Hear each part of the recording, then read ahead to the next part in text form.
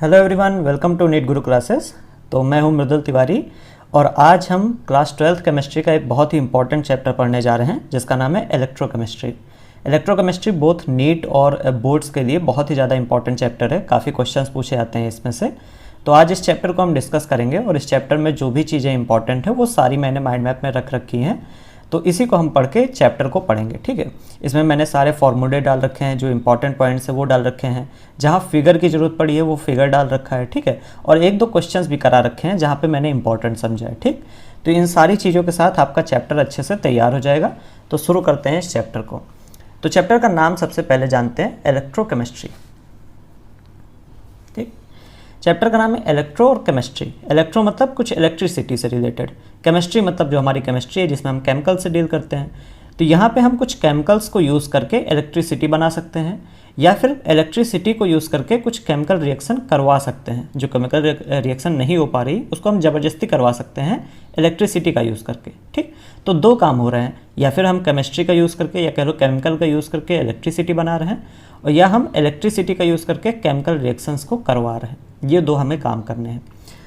पहली चीज़, पहला important topic है इस चैप्टर में इलेक्ट्रोकेमिकल सेल, जिसे आप गैल्वेनिक सेल भी कह सकते हैं या वोल्टेइक सेल भी कह सकते हैं। तो तीनों नाम एक ही चीज़ है, इलेक्ट्रोकेमिकल सेल, गैल्वेनिक सेल या वोल्टेइक सेल, तीनों एक ही चीज़ है, ठीक। इलेक्ट्रोकेमिकल सेल में हम क्या करते हैं, किसी स्पॉन्टेनियस केमिकल रिएक्शन को यूज़ करके इलेक्ट्रिसिटी प्रोड्यूस करते हैं। तो यहाँ पे हम बेसिकली बिजली बना रहे हैं किसी केमिकल रिएक्शन से। ये केमिकल रिएक्शन स्पॉन्टेनियस हो रही है, मतलब खुद से चल रही है, ठीक है। जैसे पानी से जब हम बिजली बनाते हैं तो वो पानी खुद से बह रहा होता है, उसी पानी को यूज़ करके हम बिजली बना लेते हैं। ऐसे ही यहाँ पे भी जो केमिकल रिएक्शन है हमारी वो खुद से चल रही है, स्पॉन्टेनियस है, यानी अपने आप हो रही है, और उसको यूज़ करके हम इलेक्ट्रिसिटी बनाएंगे। अब इलेक्ट्रोकेमिकल जो सेल होती है, या गैल्वेनिक सेल या वोल्टेइक सेल, आप जो भी कहेंगे, वो देखने में कुछ इस तरीके से होती है, नहीं इस तरीके से नहीं, कुछ इस तरीके से होती है, ठीक। तो इसमें दो पार्ट आपको दिख रहे हैं, एक ये बीकर दिख रहा है, एक ये बीकर। पहले हम एक बीकर को समझेंगे यहाँ पे, ठीक है। बीकर मतलब भगोना, ठीक। तो ये एक हमने भगोना ले लिया है। इस भगोने में हमने एक मेटल का रॉड डाल रखी है, ये हमने जिंक की रॉड ले रखी है, ठीक है। हमने लिखा जिंक सॉलिड, तो ये एक मेटल की रॉड है। और इस भगोने में हमने एक क्या किया है, एक सेकंड रुक जाओ, यहाँ समझते हैं, ठीक है। ये हमने भगोना लिया है, ठीक। और यहाँ पे हमने एक मेटल की रॉड डाल रखी है, ये हमने जिंक की रॉड रखी है। अच्छा, इस भगोने में हम पहले पानी डाल देंगे, फिर पानी में हम ZnSO4 डाल देंगे। तो हम कह देंगे इस भगोने के अंदर हमने ZnSO4 सॉल्यूशन ले रखा है, ठीक। ZnSO4 सॉल्यूशन, यानी इसमें ZnSO4 तो है ही इस भगोने में, इसके अलावा पानी भी है, ठीक। तो पानी के अंदर हमने ZnSO4 डाल रखा है, ये हमने सॉल्यूशन ले रखा है, ठीक। अब पानी की आदत होती है कि वो कोई भी आयन उसके अंदर आप डाल दो तो उसको तोड़ने की कोशिश करता है। तो पानी क्या करता है, ZnSO4 को तोड़ देता है और जिंक +2 और SO4-2 बना देता है। अब ये जिंक +2 और SO4-2 ये दोनों इसी सॉल्यूशन में घूमते रहेंगे, ठीक। अब इस सिस्टम को हम हाफ सेल कहते हैं, ठीक है। तो ये हमने जिंक का इलेक्ट्रोड ले रखा है, ये जो मेटल की रॉड होती है इसको हम इलेक्ट्रोड कहते हैं। और जो हम सॉल्यूशन बनाते हैं, ZnSO4 का सॉल्यूशन हमने बनाया, इसको हम इलेक्ट्रोलाइट कहते हैं। और इस पूरे सेक्शन को हम हाफ सेल कहेंगे, यानी ये आधी सेल है, ठीक, पूरी नहीं है। इसी तरीके से एक और यूज़ होगी तब पूरी होगी, तो ये हाफ सेल है, ठीक है।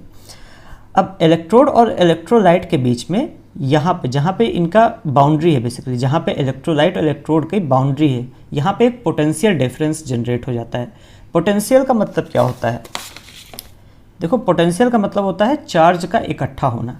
तो देखो Zn+2 बन रहा है, SO4-2 बन रहा है, ठीक है। तो ये इनमें से जो चार्ज होता है या इलेक्ट्रॉन होता है वो ऐसे इकट्ठा होने लगता है इस जगह पे, या कह लो इलेक्ट्रोड और इलेक्ट्रोलाइट के बाउंड्री पे चार्ज इकट्ठा होने लगता है। तो हम कहते हैं यहाँ पे एक पोटेंशियल जनरेट हो रहा है, और ये हमारा इलेक्ट्रोड पोटेंशियल कहलाता है, ठीक। तो ये इलेक्ट्रोड पोटेंशियल कहाँ जनरेट होता है, इलेक्ट्रोड और इलेक्ट्रोलाइट के जंक्शन पे जनरेट होता है, ठीक है।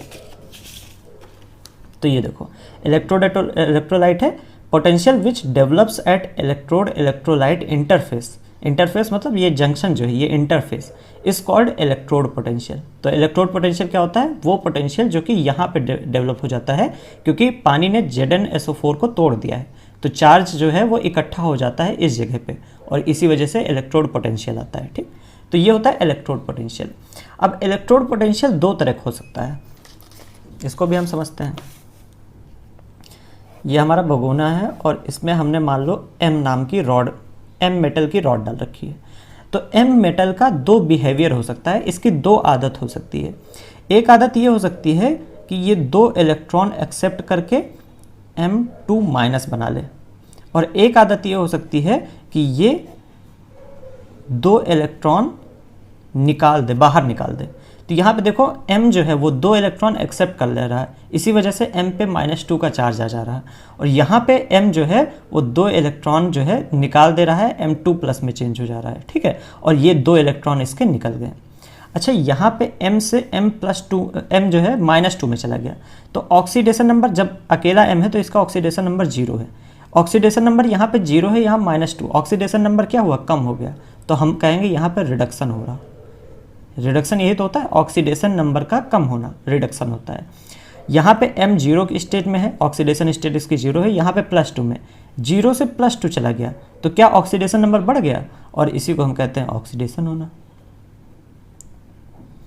तो मेटल की दो आदतें हो सकती हैं। एक आदत हो सकती है कि उसको रिडक्शन में ज़्यादा मजा आता हो, वो अपना इलेक्ट्रॉन एक्सेप्ट कर लेता है कहीं ना कहीं से, जैसे कि यहाँ से इलेक्ट्रॉन जो मिले या फिर यहाँ जो इलेक्ट्रॉन मिले उसको वो एक्सेप्ट कर लेता है और M2 माइनस में चला जाता है और रिड्यूस हो जाता है।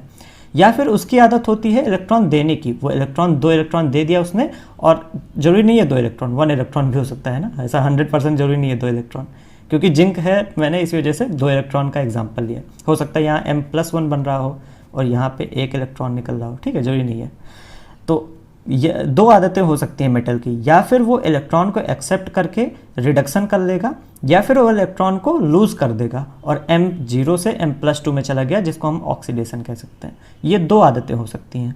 और जब मेटल की आदत होगी रिडक्शन की, तो जो पोटेंशियल जनरेट होगा उसको हम कहेंगे रिडक्शन पोटेंशियल।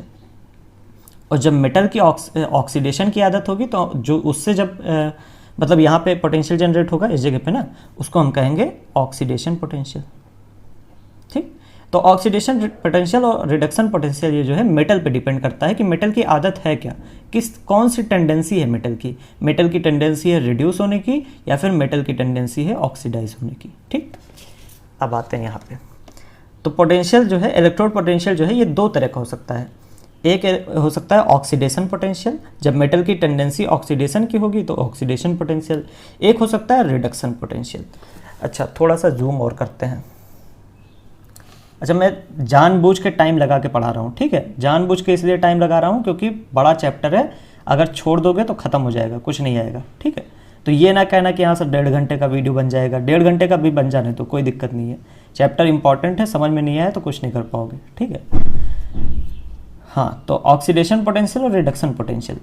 अच्छा, ऑक्सीडेशन पोटेंशियल में ऑक्सीडेशन होता है, जैसे कि मैंने यहाँ पे देखा है, ऑक्सीडेशन हो रहा है, M0 से M2 प्लस में जा रहा है, तो इसके ऑक्सीडेशन पोटेंशियल को हम इस तरीके से लिखते हैं, E0 M+2। देख रहे हो, M से M+2, ऑक्सीडेशन नंबर बढ़ गया यानी ऑक्सीडेशन हुआ।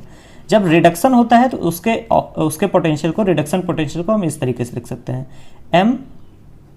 M से M-2।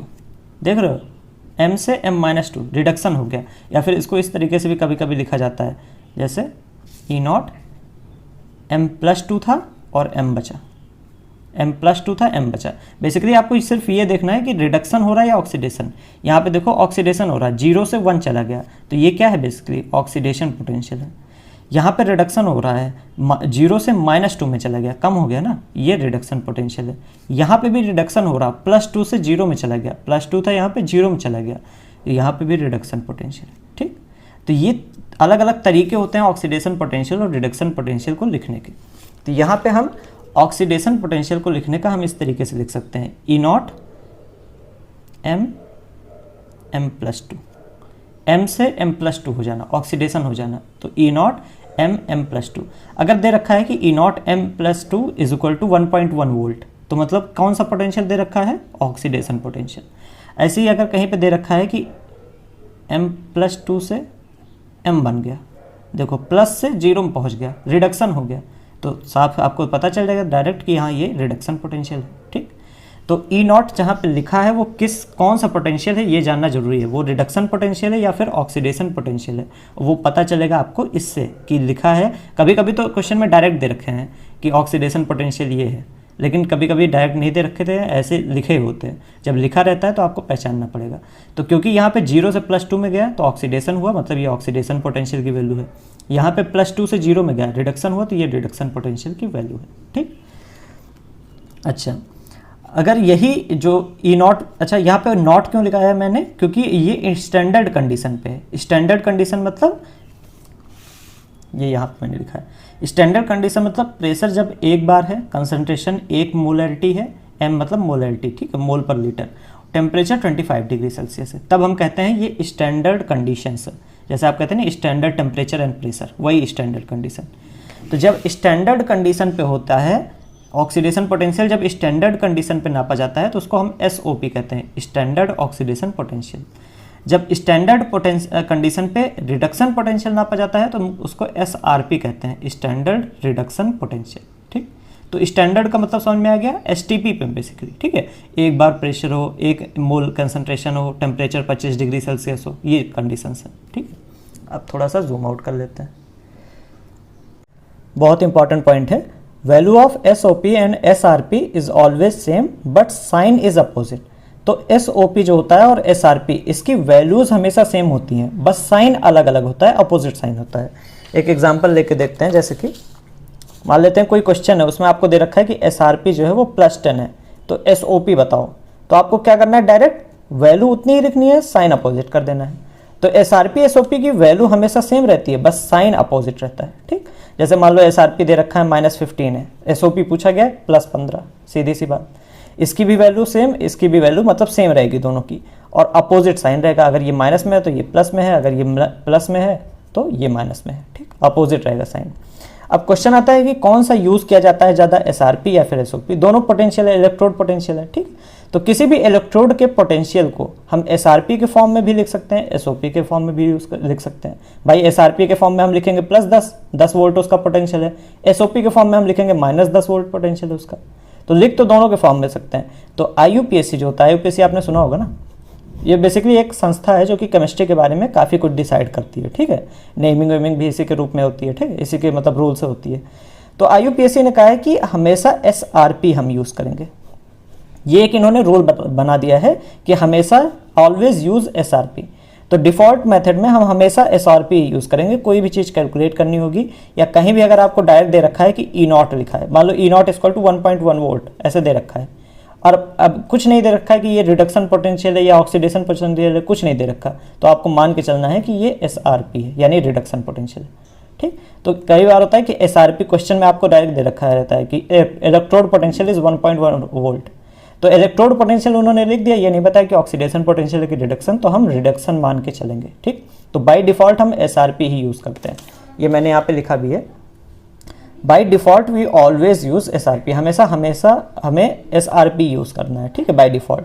दूसरी चीज़, SOP और SRP की वैल्यू सेम होंगी, साइन अपोजिट होगा। ठीक, तो ये था बेसिक हमारा कुछ हाफ सेल के बारे में और इलेक्ट्रोड पोटेंशियल के बारे में। अब बात आती है इलेक्ट्रोड पोटेंशियल। बेसिकली पोटेंशियल समझते हो ना, वोल्टेज। जैसे किसी भी सेल का एक वोल्टेज होता है कि ये सेल 1.1 वोल्ट की है या ये सेल 5 वोल्ट की सेल है। ठीक है, इस तरह वोल्टेज होता है। तो ये हाफ सेल जो है इसका भी कुछ ना कुछ वोल्टेज होता है, उसी को हम इलेक्ट्रोड पोटेंशियल कहते हैं। ठीक, हाफ सेल के जो वोल्टेज होता है उसी को हम इलेक्ट्रोड पोटेंशियल कहते हैं। अब बात होती है कि इलेक्ट्रोड पोटेंशियल नापा कैसे जाए। देखो, क्योंकि इस पॉइंट पे इलेक्ट्रोड पोटेंशियल जनरेट हुआ है और यहाँ पे तो तुम वोल्ट मीटर लगा नहीं सकते। वोल्ट मीटर अगर हमारा लग सकता था तो वोल्ट मीटर हम क्या करते हैं, वोल्ट मीटर रखते हैं, उसके अंदर 2 तार डालते हैं और हमारा वोल्टेज पता चल जाता है हमको। लेकिन इस जगह पे वोल्ट मीटर तो हम लगा नहीं सकते हैं, तो इसको नापना बहुत टफ हो गया। तो यहाँ पे हमारा अगला टॉपिक है measuring electrode potential. Electrode potential measure कैसे करें। Electrode potential of individual half cell can not be measure. एक अकेली हाफ सेल का इंडिविजुअल पोटेंशियल हम मेजर कर ही नहीं सकते हैं। ठीक, ये हमने डिसाइड किया, मतलब ये हमें पता चला कि अकेली हाफ सेल का इंडिविजुअल पोटेंशियल मेजर करना मतलब मुश्किल है। अगर ये अकेली हाफ सेल आपको दे रखी, बोला गया इसका इलेक्ट्रोड पोटेंशियल निकालो, तो हम नहीं निकाल पाएंगे। ठीक है, तो हम क्या करेंगे, हम एक रेफरेंस लेते हैं जो कि हाइड्रोजन का इलेक्ट्रोड होता है, जिसको हम स्टैंडर्ड हाइड्रोजन इलेक्ट्रोड कहते हैं, उसको रेफरेंस लेते हैं और इस हाइड्रोजन के इलेक्ट्रोड से क्या करते हैं, इसको कनेक्ट कर देते हैं और फिर इसके और उस हाइड्रोजन वाले के बीच में जो पोटेंशियल डिफरेंस होता है उसको नापते हैं। ठीक, तो हम एक्चुअली इलेक्ट्रोड पोटेंशियल नहीं नापते, पोटेंशियल डिफरेंस नापते हैं। किसके किसके बीच में, जिस हाफ सेल का निकालना हो उसके और हाइड्रोजन के बीच में। ठीक, तो हम एक हाइड्रोजन का इलेक्ट्रोड बना लेते हैं और पोटेंशियल डिफरेंस कैलकुलेट करते हैं। अब electrode potential of standard hydrogen electrode यानी शी, इसको हम 0 मान लेते हैं। तो स्टैंडर्ड हाइड्रोजन इलेक्ट्रोड के पोटेंशियल को हम 0 मान लेते हैं और इसी के कंपैरिजन में दूसरे वाले का निकाल लेते हैं। ठीक है, कैसे निकालते हैं अभी पता चलेगा। ठीक, थोड़ी देर में आप पता चल जाएगा।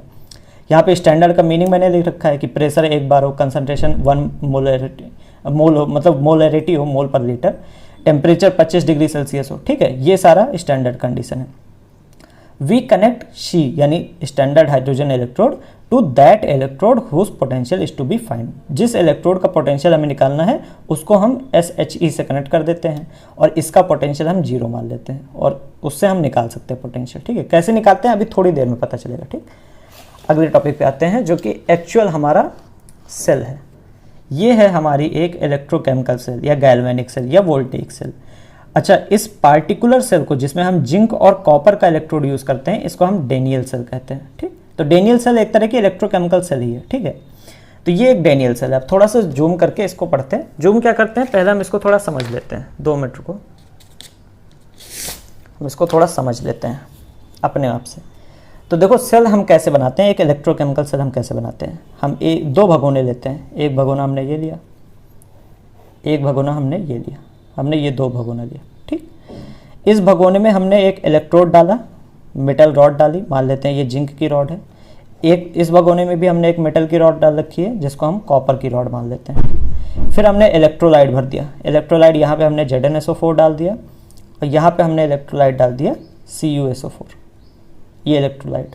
अच्छा, पानी की क्या खासियत होती है, पानी इलेक्ट्रोलाइट को तोड़ देता है ना, इसको Zn+2SO4-2 में चेंज कर देगा, इसको Cu+2SO4-2 में तोड़ देगा। ठीक, ये खासियत होती है। अब ये हाफ सेल, ये हाफ सेल, जब हम इसको मिला देंगे तो फुल सेल बन जाएगी। तो हम इसको ऐसे मिला देंगे और ये बन गई फुल सेल हमारी। तो जिंक, मैंने कहा है कि मेटल की 2 आदत हो सकती है, या फिर वो इलेक्ट्रॉन एक्सेप्ट कर सकता है या इलेक्ट्रॉन दे सकता है। इस सेल में जिंक की क्या आदत होती है, जिंक क्या करता है, इलेक्ट्रॉन को लूज करता है और Zn+2 में चेंज हो जाता है, +2 इलेक्ट्रॉन। तो यहाँ पे देखो सॉलिड लिखा है, सॉलिड मतलब ये रॉड, क्योंकि ये तो पानी है ना, ये तो सॉल्यूशन है, सॉलिड तो है नहीं। जब लिखा जाए Zn सॉलिड तो मान लेते हैं Zn ये रॉड के बारे में बात हो रही है। तो जो जिंक रॉड पे है वो क्या करता है, धीमे धीमे टूटने लगता है और टूट के सॉल्यूशन में आने लगता है और सॉल्यूशन में ये Zn+2 के फॉर्म में आता है। ठीक, तो जिंक जो है वो Zn+2 के फॉर्म में सॉल्यूशन में आने लगता है और Zn+2 साथ में ये 2 इलेक्ट्रॉन भी लूज करता है। अब ये जो इलेक्ट्रॉन है दोनों ये इसी पे रह जाते हैं, तो 2 इलेक्ट्रॉन यहाँ पे रह गए। इसी तरीके से कई जिंक टूट रहे हैं, टूट के बाहर आ रहे हैं और इलेक्ट्रॉन यहाँ पे इकट्ठा होता चला जा रहा है। क्योंकि हमने यहाँ पे एक तार कनेक्ट कर रखा है तो इलेक्ट्रॉन जो है वो फ्लो करने लगेगा। तो इलेक्ट्रॉन क्या करेगा, यहाँ से होते हुए जाने लगेगा। तो ये इलेक्ट्रॉन के फ्लो की डायरेक्शन है। इलेक्ट्रॉन ऐसे फ्लो करते करते करते यहाँ पे आएगा और यहाँ पे जैसे आएगा इलेक्ट्रॉन, तो क्योंकि पानी ने CuSO4 को तोड़ दिया है, कॉपर+2 और SO4-2 में तोड़ दिया है ना, तो कॉपर के पास चार्ज की कमी है, +2 चार्ज है, तो इसके पास इलेक्ट्रॉन की कमी है। तो कॉपर जैसे ही देखेगा यहाँ इलेक्ट्रॉन आए हैं तुरंत झपट के इसको ले लेगा और यहाँ पे इलेक्ट्रॉन लेके ऐसे डिपॉजिट हो जाएगा। तो ये वाला कॉपर यहाँ पे आके डिपॉजिट हो गया। फिर ऐसे कई सारे कॉपर ऐसे डिपॉजिट होते रहेंगे, ऐसे डिपॉजिट होते रहेंगे और यहाँ से जिंक जो है वो टूटता रहेगा। तो ये रॉड छोटी होती जाएगी, ऐसे हो जाएगी रॉड। जिंक टूटता रहेगा तो रॉड की ये रॉड जो है वो पतली होती जाएगी और ये मोटी होती जाएगी क्योंकि कॉपर डिपॉजिट हो रहा है। तो यहाँ से जिंक ने इलेक्ट्रॉन दिया और यहाँ कॉपर ने लिया। तो कॉपर की क्या है, कॉपर की आदत क्या है, Cu+2 एक्वस। एक्वस मतलब पानी में जो कॉपर है ये क्या कर रहा है, Cu, ये 2 इलेक्ट्रॉन एक्सेप्ट कर रहा है, यहाँ पे 2 इलेक्ट्रॉन लिखा जाएगा। ठीक है, ये 2 इलेक्ट्रॉन एक्सेप्ट कर रहा है और Cu सॉलिड बन जा रहा है। सॉलिड मतलब अब ये रॉड पे चिपक गया। ठीक, तो जिंक की आदत इलेक्ट्रॉन देना, कॉपर की आदत इलेक्ट्रॉन लेना, और हमने दोनों को कनेक्ट कर दिया, इलेक्ट्रॉन बहने लगे। लेकिन एक चीज़ देखो, इलेक्ट्रॉन यहाँ, अच्छा हाँ ये भी ध्यान दो कि इलेक्ट्रॉन जिधर बहते हैं उसी की अपोजिट डायरेक्शन में करंट बहती है। तो अगर पूछा जाए करंट किधर बह रही तो करंट इधर बह रही। तो ये सब क्वेश्चंस आते रहते हैं एग्जाम में कि अगर ये सेल है और ये सेल है, इलेक्ट्रॉन किधर बहेंगे तो इधर बहेंगे, इलेक्ट्रॉन नहीं, करंट किधर बहेगी, करंट इधर बहेंगे। ठीक, ये क्वेश्चंस इजी हैं, सब आसान नहीं होते हैं। ठीक है, ये बात होगी। अच्छा, एक दिक्कत अब यहाँ पे और होगी कि देखो Zn+2 टूट रहा है और पानी में आ रहा है, तो यहाँ पे Zn+2 बढ़ता चला जाएगा, कई सारे Zn+2 हो जाएंगे। अच्छा, Zn+2 पे पॉजिटिव चार्ज, इलेक्ट्रॉन पे नेगेटिव चार्ज। अब ये इलेक्ट्रॉन को Zn+2 पॉजिटिव नेगेटिव के बीच में अट्रैक्शन होता है ना, तो इलेक्ट्रॉन को जिंक खींच के रखेगा और जाने ही नहीं देगा। तो हमने यहाँ पे मान लेते हैं एक बल्ब लगा रखी थी, और क्योंकि करंट बह रही थी तो ये बल्ब जलती रहेगी, क्योंकि करंट बह रहा है ना, इलेक्ट्रॉन बह रहे हैं, करंट बह रही, तो ये बल्ब जलती रहेगी। तो हमने क्या किया था, इलेक्ट्रिसिटी प्रोड्यूस कर ली थी केमिकल से, ये हमने किया था ना। लेकिन एक दिक्कत हुई, क्योंकि Zn+2 यहाँ पे बढ़ रहे हैं, तो ये इलेक्ट्रॉन को खींच के रखेंगे। पॉजिटिव निगेटिव में क्या होता है, अट्रैक्शन, तो ये इलेक्ट्रॉन को खींच के रखेंगे। अब इलेक्ट्रॉन वहाँ पर ऊपर जाना इसका इलेक्ट्रॉन का टफ हो गया। दूसरी चीज़, यहाँ पे कॉपर अंदर चला जा रहा है, मतलब रॉड पे चला जा रहा है, तो CuSO4 में से कॉपर रॉड पे चला जा रहा है, तो SO4 की मात्रा बढ़ती चली जाएगी। SO4-2, SO4-2। अच्छा, SO4-2 यानी निगेटिव चार्ज, और ये भी निगेटिव चार्ज, इलेक्ट्रॉन पे निगेटिव चार्ज, तो यहाँ पे रिपल्सन लगेगा और ये इलेक्ट्रॉन को अंदर आने ही नहीं देगा, इस साइड आने ही नहीं देगा। तो यहाँ से इलेक्ट्रॉन जो जा रहे थे उनको पकड़ के रखा जा रहा है, खींचा जा रहा है जिंक द्वारा, और यहाँ पे जब इलेक्ट्रॉन पहुँच भी जा रहे हैं तो उनको सल्फर जो है वो भगा दे रहा है।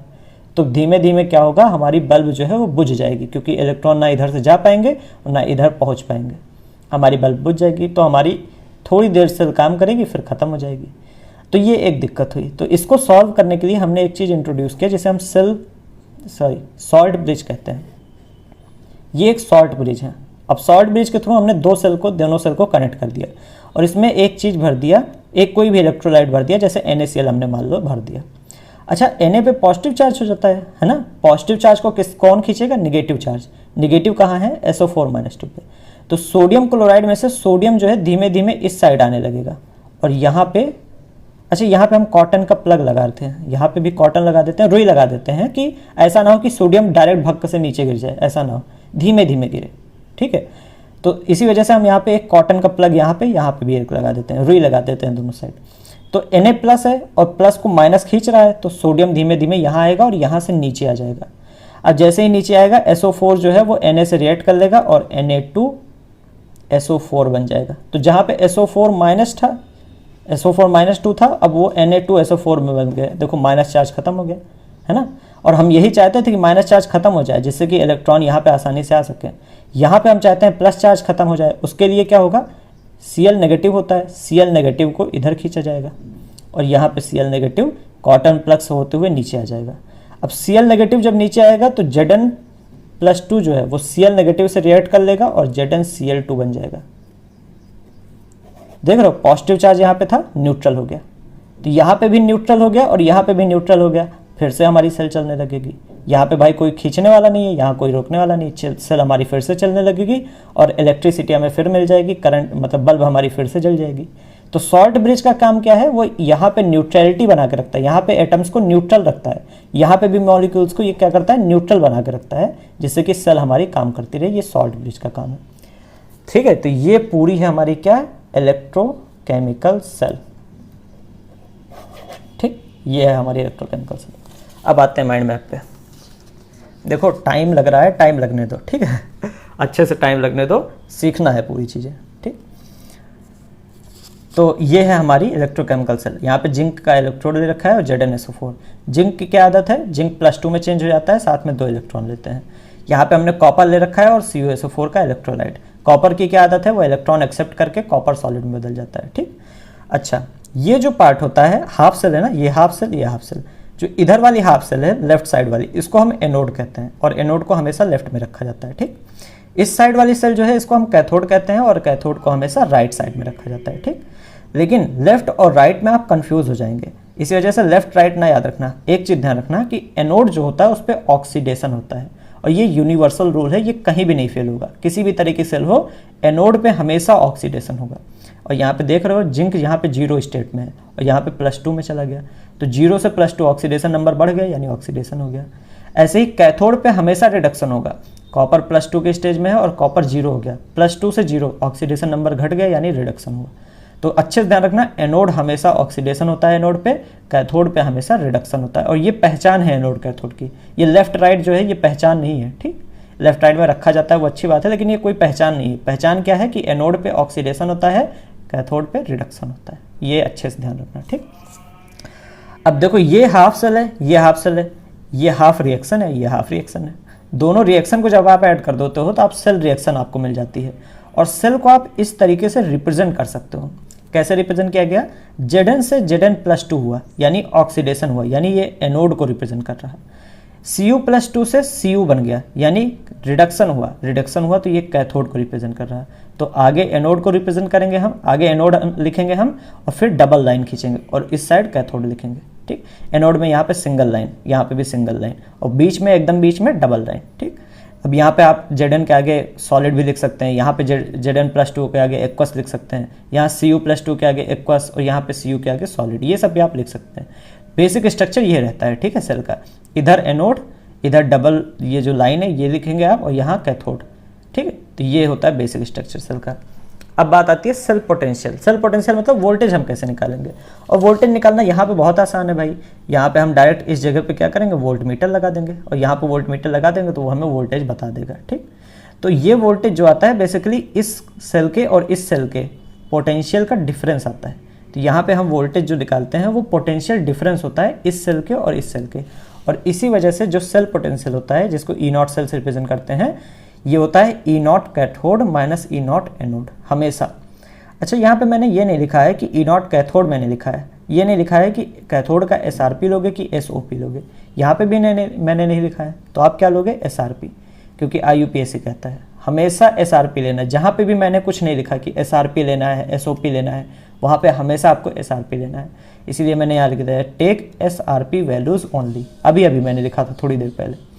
तो सेल पोटेंशियल कैसे निकालते हैं? E0 cell equal to E cathode minus E anode, इस तरीके से सेल पोटेंशियल निकालते हैं, ठीक है। तो ये हो गई सेल। और यहीं पे एक और चीज़ ध्यान दो कि जब भी हम एक इलेक्ट्रोड का पोटेंशियल मेजर करते हैं तो उसे हम SHE से जोड़ते हैं।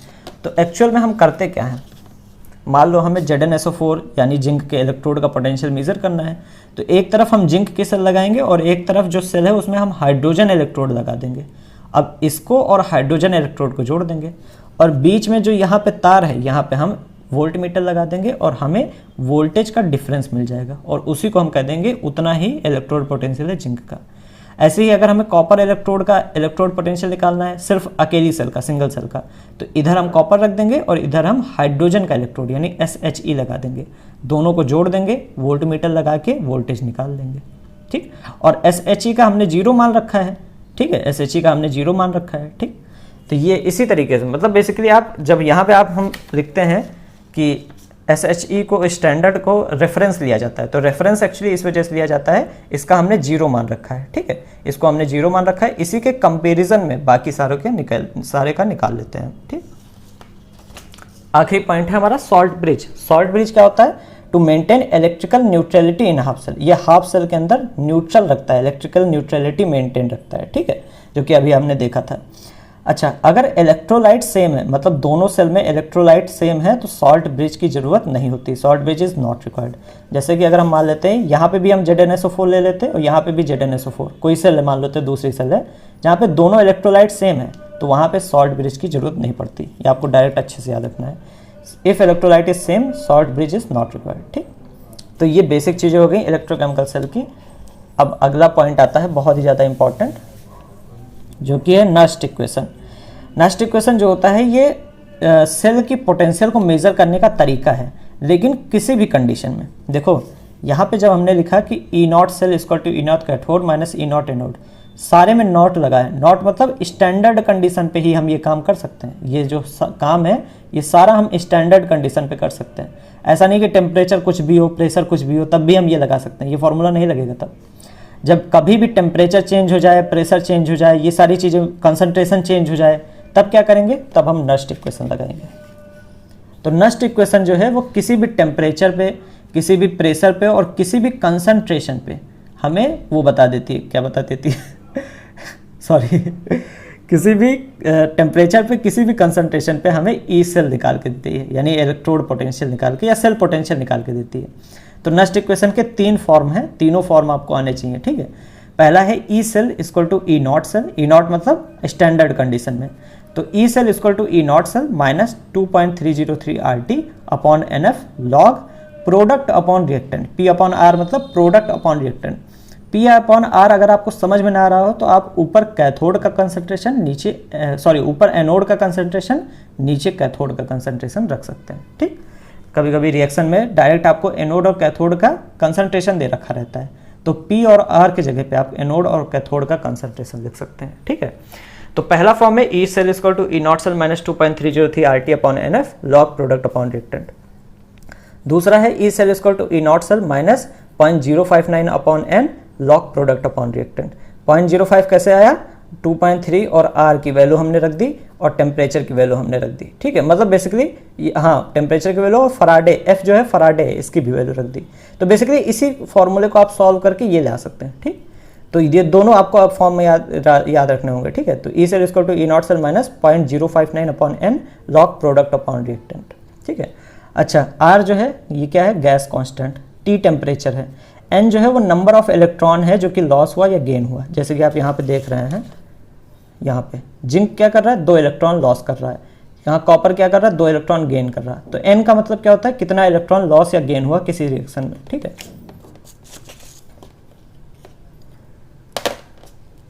F जो है इसको फराडे कहते हैं, इसकी वैल्यू मैंने अभी जस्ट आगे लिखी है। ठीक है, इन सारी चीज़ों की वैल्यू मैंने अभी लिखी है कि R क्या है, T क्या है, N क्या है, F क्या है, सब लिखा है मैंने। P जो है प्रोडक्ट है, R रिएक्टेंट है। तो E cell equal to E naught cell minus 0.059 N log product upon reactant.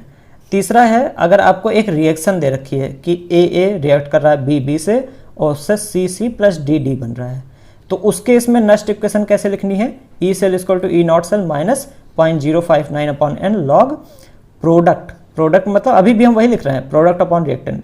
यहाँ पे प्रोडक्ट का मतलब C का कंसंट्रेशन उसकी पावर C, D का कंसंट्रेशन उसकी पावर D। ये मतलब D के आगे D लिखा है स्टोइकियोमेट्री, जैसे 2H2O लिखा है या 3H2O लिखा है तो पावर 3 हो जाएगा। ठीक है, 4H2O लिखा है तो H2O की पावर 4 हो जाएगा, इस तरीके से। तो C की पावर C, D की पावर D अपॉन A की पावर A, B की पावर B। ठीक है, ये होता है तीसरा फॉर्म।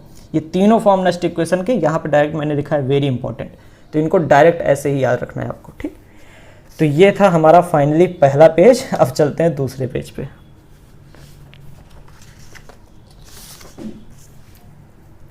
तो हम आ गए हैं दूसरे पेज पे।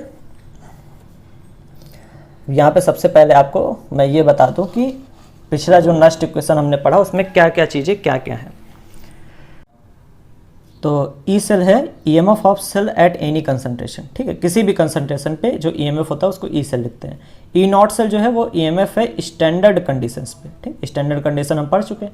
आर गैस कांस्टेंट है, टी टेम्परेचर है, एन जो है नंबर ऑफ इलेक्ट्रॉन लॉस्ट या फिर गेन, एफ जो है ये फराडे होता है। फराडे के बारे में अभी हम और पढ़ेंगे आगे। ठीक है, फराडे की वैल्यू होती है 96487 या फिर 96500 हम यूज़ करते हैं, मतलब थोड़ा राउंड ऑफ कर लेते हैं जिससे क्वेश्चन आसान हो जाए।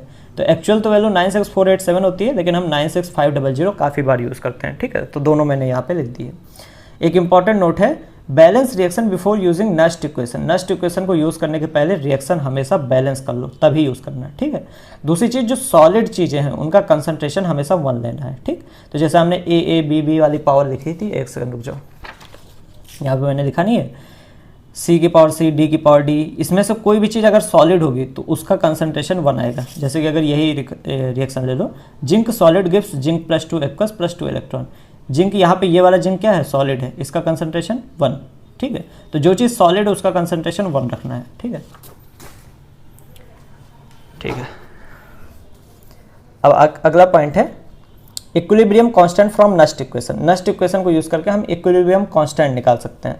कैसे निकाल सकते हैं, देखो, at equilibrium EMF equal to 0। Equilibrium जो होता है उस टाइम पे ईएमएफ 0 हो जाता है। ठीक है, यानी जो ई सेल है, ये ई सेल है वो 0 हो जाती है। ठीक, तो इक्विलिब्रियम पे ईएमएफ 0 हो जाता है, तो E cell equal to 0, E cell equal to E naught cell minus 2.303 RT upon log RT upon NF log product upon reactant. तो वही चीज़ हमने लिखा है। ठीक है, बस ई सेल हमने 0 रख दी है।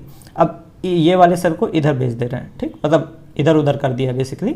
तो आ गया E naught cell equal to 2.303 RT upon NF log product के जगह पे हमने C की पावर C, D की पावर D अपॉन A की पावर A, B की पावर B। ठीक है, ये प्रोडक्ट हो गया ऊपर दोनों, नीचे रिएक्टेंट हो गए। जब कंसंट्रेशन, जब इक्विलिब्रियम होता है तो कंसंट्रेशन कांस्टेंट हो जाता है, और उस समय इसकी वैल्यू जो होती है उसको हम केसी कहते हैं। केसी मतलब इक्विलिब्रियम कांस्टेंट, ठीक है, यहाँ पे लिख दिया मैंने। केसी जो है इक्विलिब्रियम कांस्टेंट है। तो E cell, E naught cell equal to 2.303 RT upon NF log, ये पूरा क्या है, केसी है, ठीक। तो यही चीज़ मैंने यहाँ पे लिख दी है। तो ई नॉट सेल अगर आपको पता है तो आप केसी निकाल सकते हैं, इक्विलिब्रियम कांस्टेंट निकाल सकते हैं, और यही है वही डेफिनेशन है, सॉरी हेडिंग है, equilibrium constant from Nernst equation, ठीक है। अब आते हैं गिब्स फ्री एनर्जी पे। गिब्स फ्री एनर्जी क्या होती है, बेसिकली किसी चीज़ के अंदर वो एनर्जी, वो रिवर्सिबल एनर्जी आप कह लो, जो हम यूज़ कर सकते हैं, ठीक है। ये पेन है, इसकी मैक्सिमम एनर्जी जो हम यूज़ कर सकते हैं वो गिब्स फ्री एनर्जी है। सिंपल भाषा में, ऐसा टेक्निकल ना हो जाना, ठीक है नहीं तो मैं गलत हो जाऊंगा, ठीक है। सिंपल भाषा में याद रखो, किसी भी चीज़ की वो एनर्जी जो हम यूज़ कर सकते हैं उसको गिब्स फ्री एनर्जी कहते हैं, ठीक है। तो गिब्स फ्री एनर्जी और ई सेल में हमारा रिलेशन होता है delta G equal to minus NF E cell, ठीक। स्टैंडर्ड कंडीशन लगा दोगे तो delta G naught equal to minus NF E naught cell, ठीक है। ये स्टैंडर्ड कंडीशन में जी नॉट हो जाएगा और ये ई नॉट हो जाएगा। एन अगेन वही number of electron lost gain है, एफ फराडे है, ठीक। तो डेल्टा जी यानी change in Gibbs energy equal to minus NF E naught cell, ठीक है। Relation between KC and delta G, ये डायरेक्ट एनसीईआरटी ने दे रखा है तो आपको डायरेक्ट याद होना चाहिए। केसी और डेल्टा जी में भी रिलेशन है, delta G equal to minus 2.303 RT log KC, ठीक है। तो ई नॉट सेल केसी में रिलेशन है, delta G E naught cell में रिलेशन है, और डेल्टा जी केसी में। ये तीनों रिलेशन आपको अच्छे से याद होनी चाहिए। दूसरी चीज़, ये इस रिलेशन का फ़ायदा क्या है, delta ji minus NF E not का, देखो डेल्टा जी होता है ये एक एक्सटेंसिव प्रॉपर्टी, इसको हम डायरेक्ट ऐड कर सकते हैं, ठीक है। लेकिन जो ई नॉट सेल है ये एक इंटेंसिव प्रॉपर्टी, इसको डायरेक्ट नहीं ऐड किया जा सकता। एक्सटेंसिव इंटेंसिव का एक छोटा सा एग्जांपल है, जैसे कि अगर एक बीकर हम ले रखे हैं, ये एक कप है, एक कप चाय है, इस चाय का टेम्परेचर 20 डिग्री सेल्सियस है, ये एक कप चाय है, इसका भी टेम्परेचर 20 डिग्री सेल्सियस है। क्या हम जो चाय मान लेते हैं, इस चाय, ये जो चाय है, इस चाय को हम इसमें डाल दे रहे हैं, तो ये मान लेते हैं ये वाला कप है, तो यहाँ पे 1 लीटर चाय थी, यहाँ पे 1 लीटर चाय थी, 2 लीटर चाय हो गई, ठीक। क्या टेम्परेचर 20 + 20 40 डिग्री हो जाएगा क्या चाय का? अगर हम दोनों चाय मिला दें तो उसका टेम्परेचर 40 हो जाएगा क्या? नहीं होगा। क्यों? क्योंकि टेम्परेचर एक इंटेंसिव प्रॉपर्टी है, ठीक है। टेम्परेचर आप डायरेक्ट ऐड नहीं कर सकते। आप 20 डिग्री सेल्सियस की चाय लोगे और उसको फिर 20 डिग्री सेल्सियस में मिला दोगे तो अभी भी चाय का टेम्परेचर 20 ही रहेगा, उसको आप डायरेक्ट नहीं ऐड कर सकते। तो इसको इंटेंसिव प्रॉपर्टी कहते हैं। वॉल्यूम जो है वो डायरेक्ट ऐड हो सकता है। 1 लीटर हमने चाय ली, 1 लीटर हमने चाय ली, ऐड कर दिया, डायरेक्ट हमें 2 लीटर चाय मिलेगी। तो वॉल्यूम एक एक्सटेंसिव प्रॉपर्टी है। ऐसे ही जो डेल्टा जी है ये एक एक्सटेंसिव प्रॉपर्टी, इसको हम डायरेक्टली ऐड कर सकते हैं, लेकिन ई सेल एक इंटेंसिव प्रॉपर्टी, इसको डायरेक्टली ऐड नहीं कर सकते। So we can not directly add E cell but we can add delta G directly. हम डेल्टा जी डायरेक्टली ऐड कर सकते हैं लेकिन ई सेल डायरेक्टली नहीं ऐड कर सकते, ठीक। अब आते हैं इस चैप्टर के दूसरे महान टॉपिक पे जिसको कहते हैं कंडक्टेंस, ठीक है। अच्छा, कंडक्टेंस पढ़ने से पहले हम कुछ समझ लेते हैं, कुछ चीज़ें यहीं पे समझते हैं, ठीक है। जैसे कि हम एक तार ले लेते हैं, ये तार है और ये हमने तार को बैटरी से कनेक्ट कर दिया, ठीक। अच्छा, बैटरी से कनेक्ट कर दिया, फिर हमने स्विच ऑन कर दी, 1 सेकेंड, ठीक है। तो बैटरी से कनेक्ट करके हमने स्विच ऑन कर दी। अच्छा, स्विच जब ऑन कर दी हमने तो इसमें करंट बहेगा, और करंट क्यों बहेगा? क्योंकि इलेक्ट्रॉन्स जो हैं वो मूव कर रहे होंगे। तो यहाँ पे जो तार होता है इसके अंदर करंट क्यों आती है? क्योंकि इलेक्ट्रॉन्स मूव कर रहे हैं, तो इलेक्ट्रॉन के चलने की वजह से करंट आती है। अब हम एक इलेक्ट्रोलाइट ले रखे हैं, एक भगोना लेते हैं, इसमें हम एक इलेक्ट्रोलाइट भर देते हैं, मान लेते हैं ZnSO4 हमने डाल दिया। अच्छा, ZnSO4 सॉल्यूशन है ये, इसके अंदर पानी भी होगा। पानी का क्या काम है? जिंक और SO4 को तोड़ देना। तो ये ZnSO4 को तोड़ देगा पानी Zn+2 में और SO4 -2 में, ठीक। अब यहाँ पे जब हम फ्लो कराएंगे करंट, इस सॉल्यूशन के अंदर से जब हम करंट को फ्लो कराएंगे, इस इलेक्ट्रोलाइट के अंदर से जब हम करंट को फ्लो कराएंगे तो जो करंट का फ्लो होगा वो जिंक के आयंस और सल्फेट के आयंस के मूवमेंट की वजह से होगा। तो एक नॉर्मल तार में जो करंट फ्लो होता है वो इलेक्ट्रॉन के मूव होने की वजह से फ्लो होता है, जबकि एक इलेक्ट्रोलाइट में जो करंट फ्लो होता है वो आयंस के मूव होने की वजह से होता है, आयंस के मूवमेंट की वजह से होता है। तो दोनों के करंट फ्लो होने के तरीके में अंतर है, इलेक्ट्रॉन में और एक नॉर्मल तार में और एक इलेक्ट्रोलाइट के करंट फ्लो होने के तरीके में काफ़ी ज़्यादा अंतर है, ठीक है। यहाँ पे इलेक्ट्रॉन के घूमने की वजह से करंट फ्लो होगा, यहाँ पे जिंक और सल्फेट के आयंस जो होंगे उनके चलने की वजह से करंट जो है वो बनेगी, ठीक। अच्छा, एक और चीज़ यहीं पर ध्यान लेते हैं, आपने फिजिक्स में एक फॉर्मूला पढ़ा है रेजिस्टेंस वाले चैप्टर में, R equal to rho L by A. R क्या है? रेजिस्टेंस, और रो क्या है? रेजिस्टिविटी। जब आप रेजिस्टेंस का उल्टा कर देते हैं यानी 1/r कर देते हैं, रेजिस्टेंस को हमने उल्टा कर दिया, तो रेजिस्टेंस का उल्टा जो होता है उसको हम कंडक्टेंस कहते हैं, G से रिप्रेजेंट करते हैं। तो रेजिस्टेंस का उल्टा कंडक्टेंस। ऐसे ही जब आप रेजिस्टिविटी को उल्टा कर देते हैं यानी 1/रो कर देते हैं, तो इसको हम कहते हैं कंडक्टिविटी, जो कि कप्पा से रिप्रेजेंट करते हैं। ये जो के तरह दिख रहा है इसको कप्पा पढ़ते हैं। तो रेजिस्टेंस का उल्टा कंडक्टेंस, रेजिस्टिविटी का उल्टा कंडक्टिविटी। ठीक, ये चीज़ ध्यान रखना। अब यही चीज़ हमें पढ़नी है। ठीक, एक सेकंड। कंडक्टेंस ऑफ इलेक्ट्रोलाइट, यानी इलेक्ट्रोलाइट में कैसे कंडक्टेंस होता है, कैसे इलेक्ट्रिसिटी फ्लो होती है इलेक्ट्रोलाइट में। रेजिस्टेंस जो होता है इसका फॉर्मूला होता है R रो L बाई ए। ठीक है, यहाँ पे रो जो होता है रेजिस्टिविटी होता है। रेजिस्टेंस का जस्ट उल्टा कंडक्टेंस होता है, जिसको हम G से रिप्रेजेंट करते हैं, G इक्वल टू 1/r। देख रहे हो, रेजिस्टेंस का उल्टा कंडक्टेंस। ठीक, अब 1/r कर दोगे तो इस पूरे फॉर्मूले को पलट दो, यानी A अपॉन रो L। अब 1/रो जो है इसी को हम कंडक्टिविटी कहते हैं, तो यानी कप्पा A इंटू L। ठीक, यूनिट ऑफ G यानी कंडक्टेंस की यूनिट होती है साइनस, और यहाँ पे जो के तरह का वर्ड है इसको हम कप्पा पढ़ते हैं। ठीक है, यानी कप्पा जो होता है कंडक्टिविटी होती है। कप्पा का फॉर्मूला 1/रो। ठीक है, यही तो होता है 1/रो जो है यही कप्पा होता है। रेजिस्टिविटी का उल्टा कंडक्टिविटी। अच्छा, equal to L upon RA आ जाएगा। यही फॉर्मूला आप लगा दोगे तो L अपॉन RA आ जाएगा। ठीक है, तो ये आपको फॉर्मूला याद होना चाहिए। अब देखो कंडक्टेंस में 2-3 रोल है। पहली चीज़, स्ट्रॉन्ग इलेक्ट्रोलाइट का कंडक्टेंस जो होता है वो हमेशा ज़्यादा होता है वीक इलेक्ट्रोलाइट से। क्या मतलब होता है स्ट्रॉन्ग और वीक इलेक्ट्रोलाइट का, ये थोड़ा सा जान लेते हैं। स्ट्रॉन्ग इलेक्ट्रोलाइट जो होता है इसके लिए डिग्री ऑफ डिसोसिएशन यानी अल्फा इक्वल टू 1 होता है। मतलब अगर हमने 100 HCl लिए या NaCl, HCl नहीं, अगर हमने 100 NaCl लिए तो हमारे पास 100 Na प्लस आयन मिलेंगे और 100 Cl माइनस आयन मिलेंगे, यानी पूरा हर एक NaCl टूट जाएगा। हर एक NaCl 100 लिए हैं हमने, 100 में से 100 टूट गए और हमें 100 Na प्लस मिल गया, 100 Cl माइनस। इसको कहते हैं स्ट्रॉन्ग इलेक्ट्रोलाइट। इसका अल्फा 1 होता है यानी डिग्री ऑफ डिसोसिएशन 1 होती है। ठीक है, दूसरा एग्जांपल लेते हैं वीक इलेक्ट्रोलाइट का। वीक इलेक्ट्रोलाइट में अल्फा लेस देन 1 होता है। इसका एग्जांपल है जैसे कि हमने 100 CH3COOH ले लिया, एसिटिक एसिड हमने लिया, वीक इलेक्ट्रोलाइट है ये।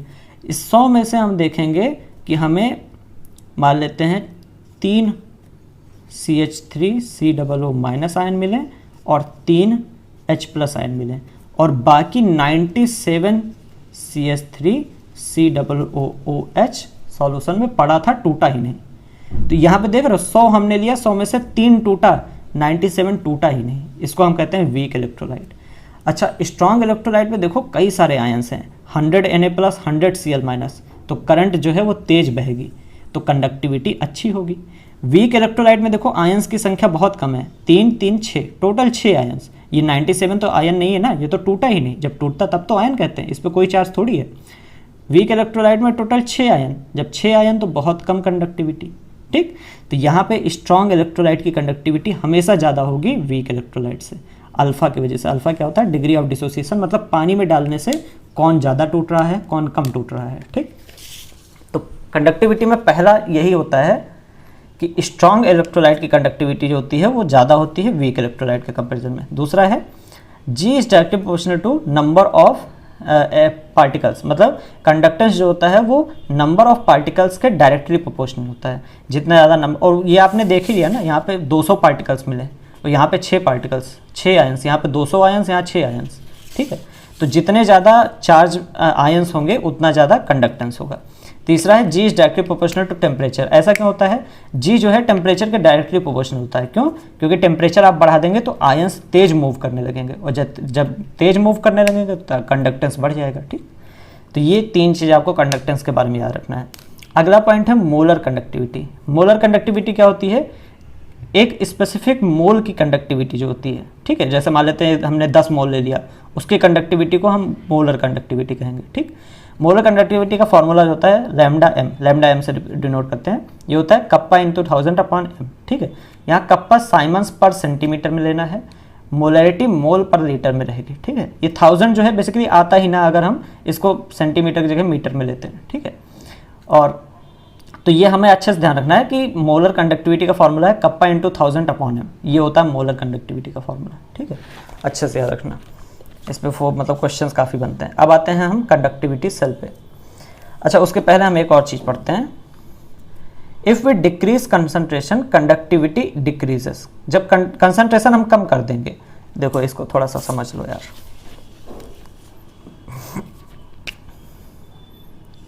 ये है हमारा एक भगोना, ठीक है, और यहाँ पे हमने 100 NaCl डाल रखे हैं, और यहाँ पे एक और भगोना है जिसमें हमने 200 NaCl डाल रखे हैं, ठीक। ये दो भगोने, दोनों में हमने इलेक्ट्रोलाइट डाल रखा है। यहाँ पे 100 मोल कह लो, 100 मोल NaCl डाल रखे हैं, यहाँ पे 200 मोल NaCl डाल रखे हैं। अच्छा, अगर हम कंडक्टेंस देखें, कंडक्टिविटी देखें, ठीक है, कंडक्टिविटी किसकी ज़्यादा है किसकी कम है ये चीज़ देखें, तो यहाँ पे देखो 200 NaCl है, यानी हमें 200 Na+ मिलेंगे और 200 Cl- मिलेंगे, यानी नंबर ऑफ जो आयंस मिलेंगे वो ज़्यादा मिलेंगे, और ज़्यादा आयंस तो आसानी से इलेक्ट्रिसिटी कंडक्ट हो पाएगी, यानी इसकी कंडक्टिविटी ज़्यादा होगी इसके कंपैरिजन में, ठीक। तो कंडक्टिविटी जब हम ये देखो, जब हम कंसंट्रेशन कम कर देंगे तो कंडक्टिविटी भी कम हो जाएगी, कंसंट्रेशन हम बढ़ा देंगे तो कंडक्टिविटी भी बढ़ जाएगी। लेकिन जब कंसंट्रेशन हम कम करेंगे तो मोलर कंडक्टिविटी बढ़ जाएगी। ऐसा क्यों होता है? क्योंकि यहाँ पे देखो मोलर कंडक्टिविटी का फॉर्मूला क्या है, लैम्डा, एक सेकंड रुक जाओ, lambda m equal to kappa into 1000 upon m। जब कहा जा रहा है कंसंट्रेशन डिक्रीज कर देंगे तो मोलर कंडक्टिविटी बढ़ेगी, और ये आपको डायरेक्ट दिखेगा, कंसंट्रेशन डिक्रीज मतलब मोलैरिटी बढ़ गई, सॉरी कंसंट्रेशन डिक्रीज किया मतलब मोलैरिटी कम हो गई, और जब मोलैरिटी कम हो गई तो लैम्डा m बढ़ जाएगा। तो कंडक्टिविटी जो है वो तो डायरेक्टली प्रोपोर्शनल होती है कंसंट्रेशन के, लेकिन मोलर कंडक्टिविटी जो है वो इन्वर्सली प्रोपोर्शनल। आप मोलर कंडक्टिविटी में मोलैरिटी आप कम करेंगे, कंसंट्रेशन जब हम कम करेंगे यानी मोलैरिटी हम कम कर रहे हैं, जब मोलैरिटी कम करेंगे तो कंडक्टिविटी, मोलर कंडक्टिविटी बढ़ जाएगी, ठीक। तो ये अच्छे से ध्यान रखना, दोनों का ट्रेंड एकदम अलग है। एक में जहाँ पे आपको देखने को मिल रहा है कि कंसंट्रेशन हम कम करेंगे तो कंडक्टिविटी कम हो जा रही है, कम क्यों हो रही है? क्योंकि नंबर ऑफ आयंस जो हैं वो कम हो जा रहे हैं। पहले 200 आयंस मिलकर कंडक्ट कर रहे थे, इलेक्ट्रिसिटी बहा रहे थे, अब 100 ही आयन बचे। तो कंडक्टिविटी जब कंसंट्रेशन जब कम करेंगे तो कंडक्टिविटी कम हो जाएगी, लेकिन मोलर कंडक्टिविटी बढ़ जाएगी। क्यों? क्योंकि वो मोल्स पे डिपेंड करती है। हमने कंसंट्रेशन को कम कर दिया तो ये देखो, हमने कंसंट्रेशन को कम कर दिया यानी m को हमने कम कर दिया, और जब हम m कम कर देंगे तो लैम्डा m बढ़ जाएगा, ठीक। तो मोलर कंडक्टिविटी और कंडक्टिविटी में अंतर है, ठीक है। अगला पॉइंट है कंडक्टिविटी सेल। कंडक्टिविटी सेल एक ऐसी सेल होती है to measure conductivity of an electrolyte. किसी इलेक्ट्रोलाइट के कंडक्टिविटी को हम इससे मेजर कर सकते हैं। ये कुछ इस तरीके से बनाई जाती है। एक हमने शीशे का ऐसा चौकोर सा बॉक्स ले लिया, इसमें एक तरफ यहाँ पे प्लेटिनम का इलेक्ट्रोड लगा दिया और यहाँ पे एक प्लेटिनम का इलेक्ट्रोड, ये दोनों इलेक्ट्रोड हैं, ठीक है। ये एक इलेक्ट्रोड, ये एक इलेक्ट्रोड। अब इस बॉक्स का हमने एरिया मान लिया a है और लेंथ l है, ठीक है। मान क्या लिया? हमने नाप लिया, ठीक है। आप इतना बड़ा बॉक्स बना रहे हैं तो आप एरिया ऑब्वियसली नाप लेंगे। एरिया a है और लेंथ a है, अच्छा l है। अच्छा, अब दो चीज़ें तो फिक्स हो गई ना, इसकी क्रॉस सेक्शन एरिया भी फिक्स हो गया, लेंथ भी फिक्स हो गई। तो इसको हम कहते हैं cell constant L upon A को। आपने पढ़ा है R equal to rho L by A. L हमने फिक्स कर दिया, A हमने फिक्स कर दिया, तो L बाई ए को हम क्या कहते हैं? Cell constant. क्यों? क्योंकि ये दोनों अब फिक्स हो गए, अब ये चेंज नहीं होंगे। जब हम एक सेल बना लिए कि भाई हम इतनी बड़ी सेल बना रहे हैं, तो हमने इसका क्रॉस सेक्शन एरिया भी फिक्स कर दिया कि A एरिया की सेल है, इसकी हमने लेंथ भी फिक्स कर दी कि L लेंथ की सेल है, और इसी वजह से L बाई ए को हमने सेल कांस्टेंट कह दिया, ठीक है। तो ये हमने इतनी बड़ी कंडक्टिविटी सेल बनाई जिसकी एरिया A था, लेंथ L थी, तो हमने सेल कांस्टेंट कहा L बाई ए है, ठीक। अच्छा, अब इस सेल को हम यहाँ पे जोड़ देंगे एक व्हीटस्टोन ब्रिज में। ये एक व्हीटस्टोन ब्रिज है, इस सेल को हमने यहाँ पे जोड़ दिया और इसका रेजिस्टेंस हमें पता नहीं है, तो रेजिस्टेंस नापने के लिए हमने यहाँ पे सेल को इसको जोड़ दिया। R2 नाम का रेजिस्टेंस जो है इसको भी हम अपने हिसाब से रखते हैं, मान लेते हैं 10 ओम हमने इसको रख दिया, 10 ओम हमने इसको रख दिया, ठीक है। अब आपको पता है इसमें क्या होता है, व्हीटस्टोन ब्रिज में क्या होता है? R1 R2 का रेशियो R3 R4 के बराबर होता है। ठीक, मतलब अगर हम ये तीन चीज़ें फिक्स कर दें या फिर ये और ये रेशियो बराबर कर दें तो हमारा मतलब इस जो सेल है ये हमने कंडक्टिविटी सेल रखी है, इसका रेजिस्टेंस आ जाएगा। अच्छा, रेजिस्टेंस आ गया तो रेजिस्टेंस का उल्टा हम कर देंगे तो क्या आ जाएगा, कंडक्टेंस। तो कंडक्टिविटी सेल जो है वो कंडक्टेंस नापने के लिए यूज़ होती है। ठीक है, तो देखो व्हीटस्टोन ब्रिज में हमने कंडक्टिविटी सेल डाल दिया और फिर यहाँ पे लिखा है we use this Wheatstone bridge to calculate resistance of an electrolyte. कोई भी इलेक्ट्रोलाइट हमने इसमें भर दिया है। ठीक है, कोई भी इलेक्ट्रोलाइट हमने भर दिया है, उस इलेक्ट्रोलाइट के रेजिस्टेंस को हम इस कंडक्टिविटी सेल के थ्रू नाप लेते हैं। ठीक, तो ये कंडक्टिविटी सेल थी और ये यूज़ किया जाता है व्हीटस्टोन ब्रिज के अंदर। ठीक है, और व्हीटस्टोन ब्रिज में ये भी अच्छे से ध्यान रखना, हम AC वोल्टेज यहाँ पे यूज़ करते हैं। ठीक, NCERT ने इसको स्पेसिफिक बताया है कि यहाँ पे हम DC नहीं यूज़ कर सकते हैं, हमेशा हम यहाँ पे AC वोल्टेज यूज़ करते हैं। इसी वजह से मैंने इस तरीके से दिखाया ना, AC इस तरीके से शो की जाती है ना। ठीक है, तो अगर हम R1 R2 equal to R3 R4 कर दिए तो हमारा आंसर आ जाएगा, मतलब R1 हमारा आ जाएगा और R1 का उल्टा कर दोगे तो कंडक्टेंस आ जाएगा। So we use this Wheatstone bridge to calculate resistance of an electrolyte. ठीक, तो ये था हमारा दूसरा पेज। चलते हैं तीसरे पेज पे।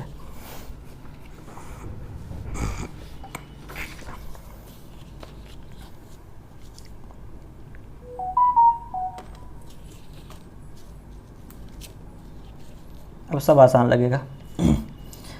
तो हमने पिछले ही पेज में तुमको बताया कि मोलर कंडक्टिविटी बढ़ेगी डिक्रीज इन कंसंट्रेशन पे। कंसंट्रेशन कम करोगे तो मोलर कंडक्टिविटी बढ़ेगी। ठीक है, एक सिंपल सी बात यहाँ पे ध्यान दो। कभी कभी आप इंग्लिश के चक्कर में फंस जाते हैं। अगर मैं कहूँ कि कंसंट्रेशन बढ़ा रहा हूँ, ठीक है, कंसंट्रेशन मैं बढ़ा रहा हूँ, तो हम ये भी कह सकते हैं कि डाइल्यूशन कम कर रहे हैं। ठीक है, यही तो हम कह सकते हैं, कंसंट्रेशन बढ़ा रहे हैं, कंसंट्रेशन बढ़ रहा है तो डाइल्यूशन कम हो रहा है। या आप कह सकते हैं, इस तरीके से भी कह सकते हो, कंसंट्रेशन हम कम कर रहे हैं। कंसंट्रेशन जब हम कम कर रहे हैं तो डाइल्यूट ज़्यादा कर रहे हैं। तो कंसंट्रेशन और डाइल्यूशन दोनों टर्म एक दूसरे के अपोजिट हैं। हम एक चीज़ कर रहे हैं तो दूसरी चीज़ उसके अपोजिट हो रही है। अगर हम कंसंट्रेशन कम कर रहे हैं, मान लेते हैं ये चीनी पानी का घोल है। ठीक है, ये हमने चीनी डाल रखी है, ये हमने चीनी डाल रखी है पानी में। अगर हम कंसंट्रेशन कम करें, मतलब हमने कुछ चीनी निकाल ली, तो डाइल्यूशन बढ़ नहीं क्या, पानी की मात्रा काफ़ी ज़्यादा हो गई चीनी के कंपैरिजन में। तो एक चीज़ हम कम कर रहे हैं तो दूसरा बढ़ जाता है। तो डाइल्यूशन और कंसंट्रेशन एक दूसरे से रिलेटेड टर्म है। हम ये कह सकते हैं कि जैसे जैसे हम कंसंट्रेशन कम करते जाएंगे डाइल्यूशन बढ़ता जाएगा। जैसे जैसे हम यहाँ पे चीनी निकालते जाएंगे सॉल्यूशन और डाइल्यूट हो जाएगा। पहले 1 लीटर सॉल्यूशन में देखो इतनी सारी चीनी थी, अब 1 लीटर सॉल्यूशन में इतनी सारी चीनी बची। ठीक है, तो कंसंट्रेशन कम करना मतलब डाइल्यूशन बढ़ाना, या कंसंट्रेशन बढ़ाना मतलब डाइल्यूशन कम करना। ठीक है, ये मैंने इसलिए बताया क्योंकि काम आएगा ये आपके।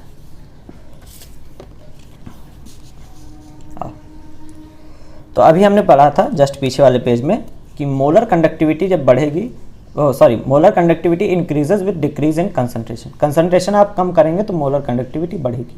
अच्छा, हम कंसंट्रेशन कम कर रहे हैं मतलब डाइल्यूशन बढ़ा रहे हैं। ठीक है, अच्छा तो देखो कंसंट्रेशन कम करने पे मोलर कंडक्टिविटी हर एक सॉल्यूशन के लिए बढ़ेगी, चाहे वो स्ट्रॉन्ग इलेक्ट्रोलाइट हो चाहे वीक इलेक्ट्रोलाइट, दोनों के लिए कंडक्टिविटी बढ़ेगी कंसंट्रेशन कम करने पे। लेकिन दोनों का ट्रेंड अलग है। ट्रेंड मतलब किस तरीके से कंडक्टिविटी बढ़ रही है ये अलग है। जैसे कि स्ट्रॉन्ग इलेक्ट्रोलाइट जिसका अल्फा 1 होता है, इसके लिए जो कंडक्टिविटी होती है ये एक स्ट्रेट लाइन में कम होती है जब हम कंसंट्रेशन बढ़ाते जाते हैं। यहाँ पे देखो हमने ग्राफ किसके बीच में लगाया है, मोलर कंडक्टिविटी और √C मतलब कंसंट्रेशन के रूट के बीच में। तो अगर हम इस साइड से इस साइड जा रहे हैं तो कंसंट्रेशन बढ़ा रहे हैं, और जैसे जैसे कंसंट्रेशन बढ़ाएंगे मोलर कंडक्टिविटी कम होगी, और वो भी स्ट्रेट लाइन में। अच्छा, स्ट्रेट लाइन की एक इक्वेशन होती है y = mx + c। तो ये है y, ये है mx और ये है c। तो y = mx + c, और देखो यहाँ पे m जो है ये a के बराबर है, मतलब स्लोप जो है वो a के बराबर है, और वो भी माइनस में। इस वजह से ये इस तरीके से लाइन है, ये इस तरीके से भी हो सकती थी सीधी लाइन, लेकिन इस तरीके से आएगी क्योंकि यहाँ पे स्लोप जो है वो निगेटिव स्लोप है। ठीक, अच्छा, ये स्ट्रॉन्ग इलेक्ट्रोलाइट के लिए ये ग्राफ यूज होता है, एग्जाम्पल NaCl KCl ये सारे स्ट्रॉन्ग है। दूसरा है वीक इलेक्ट्रोलाइट। वीक इलेक्ट्रोलाइट को समझाने के लिए कि किस तरीके से कंडक्टिविटी वहाँ पर चेंज होती है, मोलर कंडक्टिविटी, एक साइंटिस्ट हैं जिनका नाम था ओसवाल। तो इन्होंने दिया ओसवाल डाइल्यूशन लॉ। ओसवाल ने बताया है कि जो अल्फा होता है वीक इलेक्ट्रोलाइट का, वो इनडायरेक्टली प्रोपोर्शनल होता है 1/√c के। इसका क्या मतलब हुआ? इसका देखो, इसका मैं सीधा साधा मतलब बता रहा हूँ, ठीक है। सीधा साधा मतलब ये है, मतलब एक वीक इलेक्ट्रोलाइट ले लेते हैं, जैसे कि मान लेते हैं CH3COOH, ठीक है। अच्छा, हमने 100 CH3COOH ले रखा है, ठीक। जब हमने क्या किया, 1 लीटर पानी में इसको डाला, CH3COOH के 100 मॉलिक्यूल्स को जब हमने 1 लीटर पानी में डाला, तो हमने देखा कि सिर्फ 3 मॉलिक्यूल टूटे, 3 टूटे, ठीक है। तो देखो, बहुत ही बेसिक चीज़ है। हमने 100 मॉलिक्यूल्स लिया CH3COOH को, जब हमने इसको 1 लीटर में पानी में डाला तो हमने देखा कि 3 ही मॉलिक्यूल्स टूटे। अच्छा, 3 मॉलिक्यूल्स टूटे तो हमें टोटल 6 आयंस मिलेंगे, है ना। मतलब 3 CH3CO माइनस और 3 H प्लस, 6 आयंस मिलेंगे, 3 ही मॉलिक्यूल्स टूटे। जब हमने इसको 2 लीटर में पानी में डाल दिया, पता नहीं कैसा मार्कर है, चलता नहीं है, 2 लीटर पानी में जब हमने डाल दिया तो हमने देखा है कि इसके 5 मॉलिक्यूल्स टूट गए, 5 मॉलिक्यूल्स टूट गए। 5 मॉलिक्यूल्स टूटे तो 5 दूनी 10 आयंस हमको मिल गए, मतलब नंबर ऑफ आयंस बढ़ गए, कंडक्टिविटी बढ़ जाएगी, ठीक है। ऐसे ही हमने देखा जब हमने इसको 50 लीटर पानी में डाल दिया तो CH3COOH के मतलब 20 मॉलिक्यूल्स टूट गए, 20 टूट गए। फिर हमने इसको 100 लीटर पानी में डाल दिया। जब हमने 100 लीटर पानी में डाल दिया तो पानी भाई मात्रा बढ़ गई, और पानी का काम ही है तोड़ना, तो पानी ने क्या किया, 50 मॉलिक्यूल तोड़ डाले CH3COH को। फिर हमने इसको 1 लाख लीटर पानी में डाल दिया और हमने देखा कि 90 मॉलिक्यूल्स टूट गए। और फिर हमने इसको 10 करोड़, मैं एक जीरो नहीं गिन रहा हूँ, ठीक है, ऐसा ना कहना कि सर 10 करोड़ नहीं था, ये भी 1 लाख नहीं है, 1 10 100,000 10,000, तो सॉरी, हमने इसको क्या किया, 10 करोड़ लीटर पानी में डाल दिया तो हमने देखा 100 के 100 मॉलिक्यूल्स टूट गए। अच्छा, सारे के सारे मॉलिक्यूल्स किसके टूटते हैं, स्ट्रॉन्ग इलेक्ट्रोलाइट के, लेकिन यहाँ तो वीक इलेक्ट्रोलाइट के भी टूट गए। लेकिन कब टूटे, जब हमने इनफाइनाइट डाइल्यूशन कर दिया।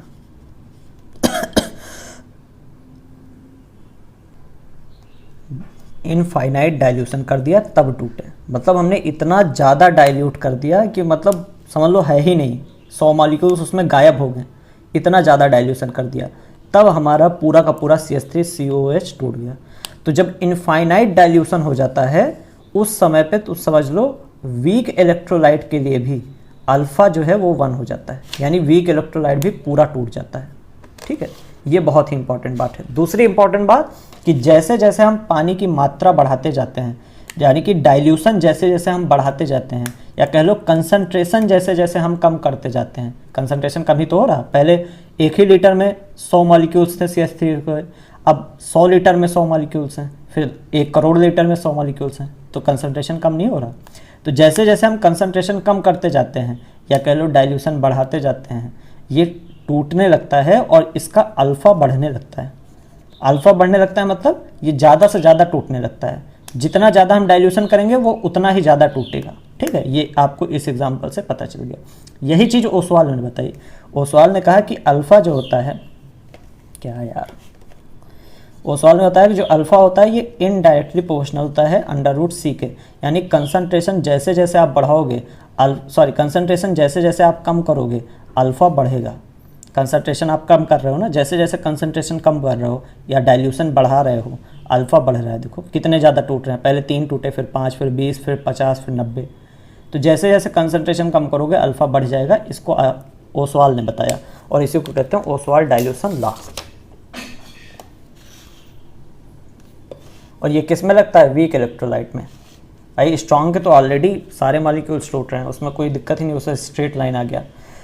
वीक इलेक्ट्रोलाइट में लगता है ओसवाल डाइल्यूशन लॉ, जो कि कहता है alpha is indirectly proportional to √C, ठीक है। तो √C यानी जैसे जैसे कंसंट्रेशन आप कम करेंगे अल्फा बढ़ता जाएगा, तो जैसे जैसे कंसंट्रेशन कम करोगे, C कम करोगे, अल्फा बढ़ता जाएगा, और अल्फा बढ़ जाएगा तो यानी डेल्टा M, ये भी सॉरी डेल्टा कह रहा हूँ इसको क्या कहते हैं, lambda M, sorry lambda M भी बढ़ता जाएगा, ठीक। और इसका ग्राफ इस तरीके से आएगा, लैम्डा M और √C का ग्राफ कुछ इस तरीके से आएगा, ठीक।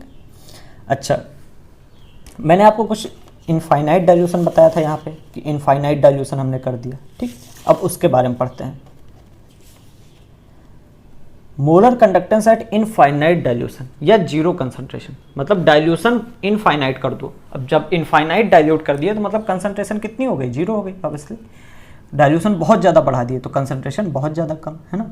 तो अब हमें पता नहीं क्यों मतलब मुझे आज तक नहीं समझ में आया, पता नहीं क्यों, लेकिन फिर भी हमें निकालना है कि स्ट्रॉन्ग इलेक्ट्रोलाइट जो है उसकी मोलर कंडक्टिविटी, मोलर कंडक्टेंस जो है वो इनफाइनाइट डाइल्यूशन पे कितना होगा, ये हमें निकालना है। या वीक इलेक्ट्रोलाइट का मोलर कंडक्टेंस इनफाइनाइट डाइल्यूशन पे कितना होगा, ये हमें निकालना है।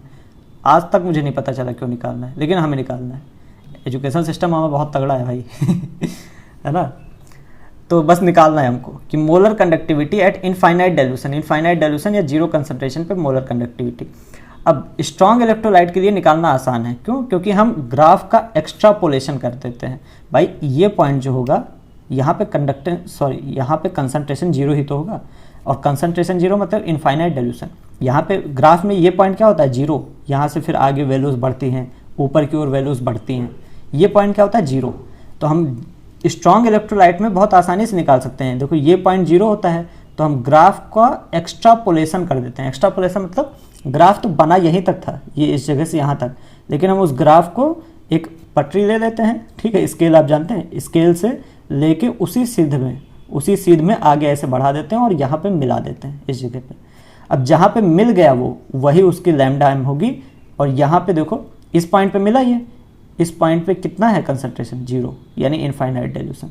तो इनफाइनाइट डाइल्यूशन पे आप डायरेक्ट यहाँ पे स्ट्रॉन्ग इलेक्ट्रोलाइट्स में ग्राफ की मदद से आप तुरंत निकाल सकते हैं कि इनफाइनाइट डाइल्यूशन पे मोलर कंडक्टिविटी क्या होगी, लेकिन स्ट्रॉन्ग इलेक्ट्रोलाइट में। तो if C equal to zero, जब C जीरो हो गया, lambda M equal to lambda naught M, हम लैम्डा नॉट M लिखते हैं, या लैम्डा जीरो M इसको कहा जाता है। लैम्डा जीरो M क्यों कहा जाता है, क्योंकि जीरो कंसंट्रेशन पे है। ठीक, अच्छा, लैम्डा जीरो M को ही हम लैम्डा इनफाइनाइट M कर सकते हैं। इनफाइनाइट टर्म क्यों यूज़ किया गया, इनफाइनाइट डाइल्यूशन पे है, दोनों टर्म सेम है। लैम्डा जीरो M या फिर लैम्डा नॉट M क्यों कहा गया, क्योंकि जीरो कंसंट्रेशन है। लैम्डा इनफाइनाइट M कहा गया क्योंकि इनफाइनाइट डाइल्यूशन है। तो ये जो होता है लैम्डा नॉट M या फिर लैम्डा इनफाइनाइट M, इसको हम कहते हैं लिमिटिंग मोलर कंडक्टिविटी, और इसी को हम कहते हैं molar conductivity eight infinite dilution. Infinite dilution पे मोलर कंडक्टिविटी जो कि हम निकाल ली। और या फिर इसी को कह सकते हैं हम molar conductivity at zero concentration zero होने पे मोलर कंडक्टिविटी, जो कि हमने ये निकाली। कैसे निकाली, एक्स्ट्रापोलेशन ऑफ ग्राफ को पीछे की ओर और बढ़ा दिया, एक्स्ट्रापोलेट कर दिया, उससे हमने निकाल ली। ठीक, वीक इलेक्ट्रोलाइट के केस में हम एक्स्ट्रापोलेशन नहीं कर सकते। क्यों नहीं कर सकते, ये ग्राफ देखो यहाँ पे आके पैरेलल हो गया है। अब अगर तुम पीछे ग्राफ बढ़ाना चाहोगे तो ये एकदम सीधे जाएगा ऊपर, और ये भी सीधे रहेगी, दोनों आपस में कहीं नहीं मिलेंगे। एक्स्ट्रापोलेशन का कोई मतलब नहीं। तो ये धीमे धीमे आपको देखेंगे एकदम सीधे ही जाएगा और ये भी सीधा जाएगा। तो वीक इलेक्ट्रोलाइट के केस में हम एक्स्ट्रापोलेशन नहीं कर सकते, क्योंकि ये दोनों आपस में मिलेंगे ही नहीं कहीं। तो weak electrolyte can't use extrapolation of graph का एक्स्ट्रापोलेशन नहीं कर सकते हैं। इसके लिए यूज कोलराश ला। तो एक आदमी था जिसको कोलराश कहते हैं, उन्होंने मतलब तरीका निकाला कि वीक इलेक्ट्रोलाइट के लिए इनफाइनाइट डाइल्यूशन पे कैसे निकालेंगे हम। ठीक है, तो कोलराश ला दिया उन्होंने, उसको यूज़ करके हम निकालते हैं। अच्छा, एक और नोट यहाँ पे लिखा है, at infinite dilution even weak electrolyte dissociate completely. Infinite dilution पे भी, मतलब डाइल्यूशन पे वीक इलेक्ट्रोलाइट भी पूरी तरीके से टूट जाते हैं। यानी हमने 100 लिया था, 100 हमने CH3COH लिया था, इनफाइनाइट डाइल्यूशन पे सारा का सारा टूट गया, 100 का 100 टूट गया, तो अल्फा इक्वल टू 1 हो गया। यही चीज़ मैंने यहाँ पे लिखा हुआ है, at infinite dilution even weak electrolyte dissociate completely, that is alpha equal to 1। ठीक, आओ कोलराश के पास चलते हैं। इन्होंने कोलराश ला दिया, अजीब सा नाम रखते हैं सब, एक से एक नाम। तो इन्होंने लॉ दिया। लॉ इन्होंने क्या दिया, limiting molar conductivity of an electrolyte is equal to individual contribution of its ion. मतलब अगर हम lambda naught M, limiting molar conductivity बताया गया है, यानी molar conductivity at zero concentration या फिर इनफाइनाइट डाइल्यूशन। तो यहाँ पे आप लैम्डा नॉट M भी लिख सकते थे, लैम्डा इनफाइनाइट M भी लिख सकते थे। ठीक है, तो lambda naught M of NaCl निकालना है हमें, तो हम lambda naught M of Na निकाल सकते हैं plus lambda naught M of Cl निकाल सकते हैं, और इसको दोनों को ऐड कर सकते हैं। इसको दोनों ऐड कर दोगे आप, ये वैल्यू आ जाएगी। मतलब इसका जो लिमिटिंग मोलर कंडक्टिविटी है वो इसके आयंस की जो है उसी को ऐड कर दो, इसकी आ जाएगी। ऐसे ही Na2SO4 है, यहाँ पे देखो Na2SO4 जब टूटता है तो क्या होता है, Na2SO4 जब टूटता है तो यहाँ पे 2Na+ मिलता है, 2Na+ मिलते हैं और एक SO4- मिलता है। ठीक है, तो यहाँ पे जब कंडक्टिविटी निकालनी होगी, लिमिटिंग मोलर कंडक्टिविटी, तो हम क्या लिखेंगे, lambda naught m of Na2SO4 equal to 2 into lambda m of Na+, क्योंकि 2Na+ मिले हैं ना तो 2 से मल्टीप्लाई होगा, plus lambda naught m of SO4-, यही चीज़ लिखा है। ठीक है, तो जो आयंस होते हैं उनके कंसंट्रेशन को, उनके लैम्डा m को हम जोड़ देंगे तो जो इलेक्ट्रोलाइट होगा उसका आ जाएगा। अच्छा, इसको यूज़ करके हम वीक इलेक्ट्रोलाइट का कैसे निकाल सकते हैं, ये भी भाई बड़ा प्रश्न है, क्योंकि ये तो हम NaCl इक्वल टू Na+Cl ये तो हम स्ट्रॉन्ग के लिए लिख सकते हैं, वीक के लिए नहीं लिख सकते हैं। तो क्योंकि स्ट्रॉन्ग ही तो पूरा टूट रहा है, तो इसको यूज़ करके हम वीक का कैसे निकाल सकते हैं, ये एक बड़ा क्वेश्चन आ जाता है। तो ये क्वेश्चन से ही समझा देते हैं हम। मान लो एक क्वेश्चन दिया है, मान लो नीट का एग्जाम दे रहे हो, बैठे हो, एक क्वेश्चन दिया है जहाँ पे लिखा है lambda infinite m of CH3COONA is x। ठीक है, CH3COOH नहीं, CH3COONA, इसका लैम्डा नॉट m x है। लैम्डा नॉट m HCl का y दे रखा है और NaCl का z दे रखा है, और बता दिया गया है तुमको कि ये तीनों स्ट्रॉन्ग इलेक्ट्रोलाइट हैं, और हमें फाइंड करना है lambda infinite m of CH3COOH जो कि एक वीक इलेक्ट्रोलाइट है। तो 3 स्ट्रॉन्ग इलेक्ट्रोलाइट का लैम्डा m दे रखा है हमको, एक वीक का हमें निकालना है। अब कैसे करेंगे, तो हम आयंस का फेरबदल करेंगे। बेसिकली हम देखेंगे कि CH3COOH जो है इसमें हमें 2 आयंस मिलते हैं, CH3CO- और H+। तो हम इसमें से, तीनों में से CH3COO- और H+ निकालने की कोशिश करेंगे। कैसे मिलेगा, पहले वाले में से थोड़ा सा करके देखते हैं, है ना, जिससे आपको थोड़ा कॉन्फिडेंस आए। पहला जो हमारा वो है आयन है, ये है CH3COONA, ये टूटेगा तो क्या मिलेगा, CH3COO- Na+। ठीक है, दूसरा हमारा आयन है HCl, ये टूटेगा क्या मिलेगा, H+Cl-। तीसरा हमारा आयन है NaCl, ये टूटेगा क्या मिलेगा, Na+Cl-, ये मिलेगा। हमें लाना क्या है, हमें लाना है CH3COO- और H+, ये दोनों आयंस हमें चाहिए। तो हम क्या करेंगे, इसको दोनों को, इस दोनों को हम ऐड कर देंगे, इन दोनों को हम ऐड करेंगे तो क्या मिलेगा, देखो यहाँ पे CH3CO- आयन है और यहाँ H+, तो हमें मिल जाएगा CH3COOH, ये मिल जाएगा। यहाँ Na+ है और यहाँ Cl- है, तो हमें साथ में NaCl भी मिल जाएगा। अच्छा, तो लैम्डा m ऑफ CH3COOH हमें निकालना है, लेकिन हमें दोनों मिल गए हैं, CH3COOH भी मिल गया, NaCl।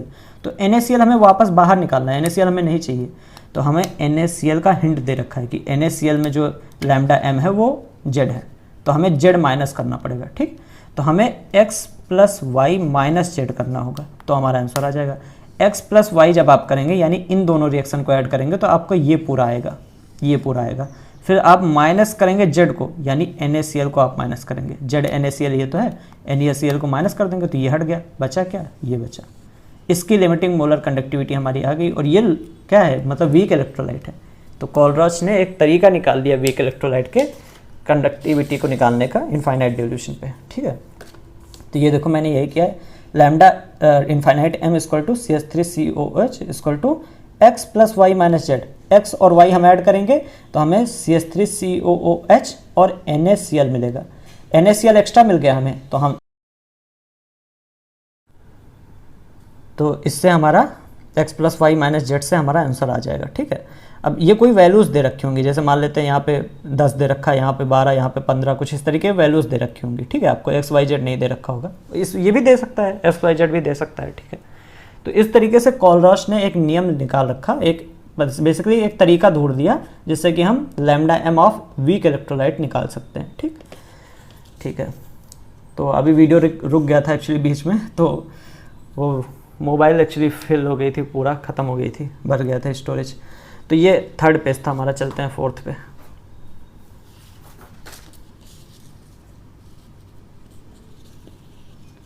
अब जो चीज़ें हैं वो बहुत ही आसान है, थ्योरी वाली हैं। अब ज़्यादा आपको न्यूमेरिकल नहीं करना है। ठीक है, अब चीज़ें जो हैं थ्योरी टाइप की हैं ज़्यादातर। अब आएंगे हम इलेक्ट्रोलिसिस पे। तो पहला हम अभी तक पढ़ रहे थे इलेक्ट्रोकेमिकल सेल। इलेक्ट्रोकेमिकल सेल जो होता है उसमें से हम इलेक्ट्रिसिटी बनाते हैं केमिकल की हेल्प से, किसी केमिकल रिएक्शन की हेल्प से इलेक्ट्रिसिटी बनाते हैं।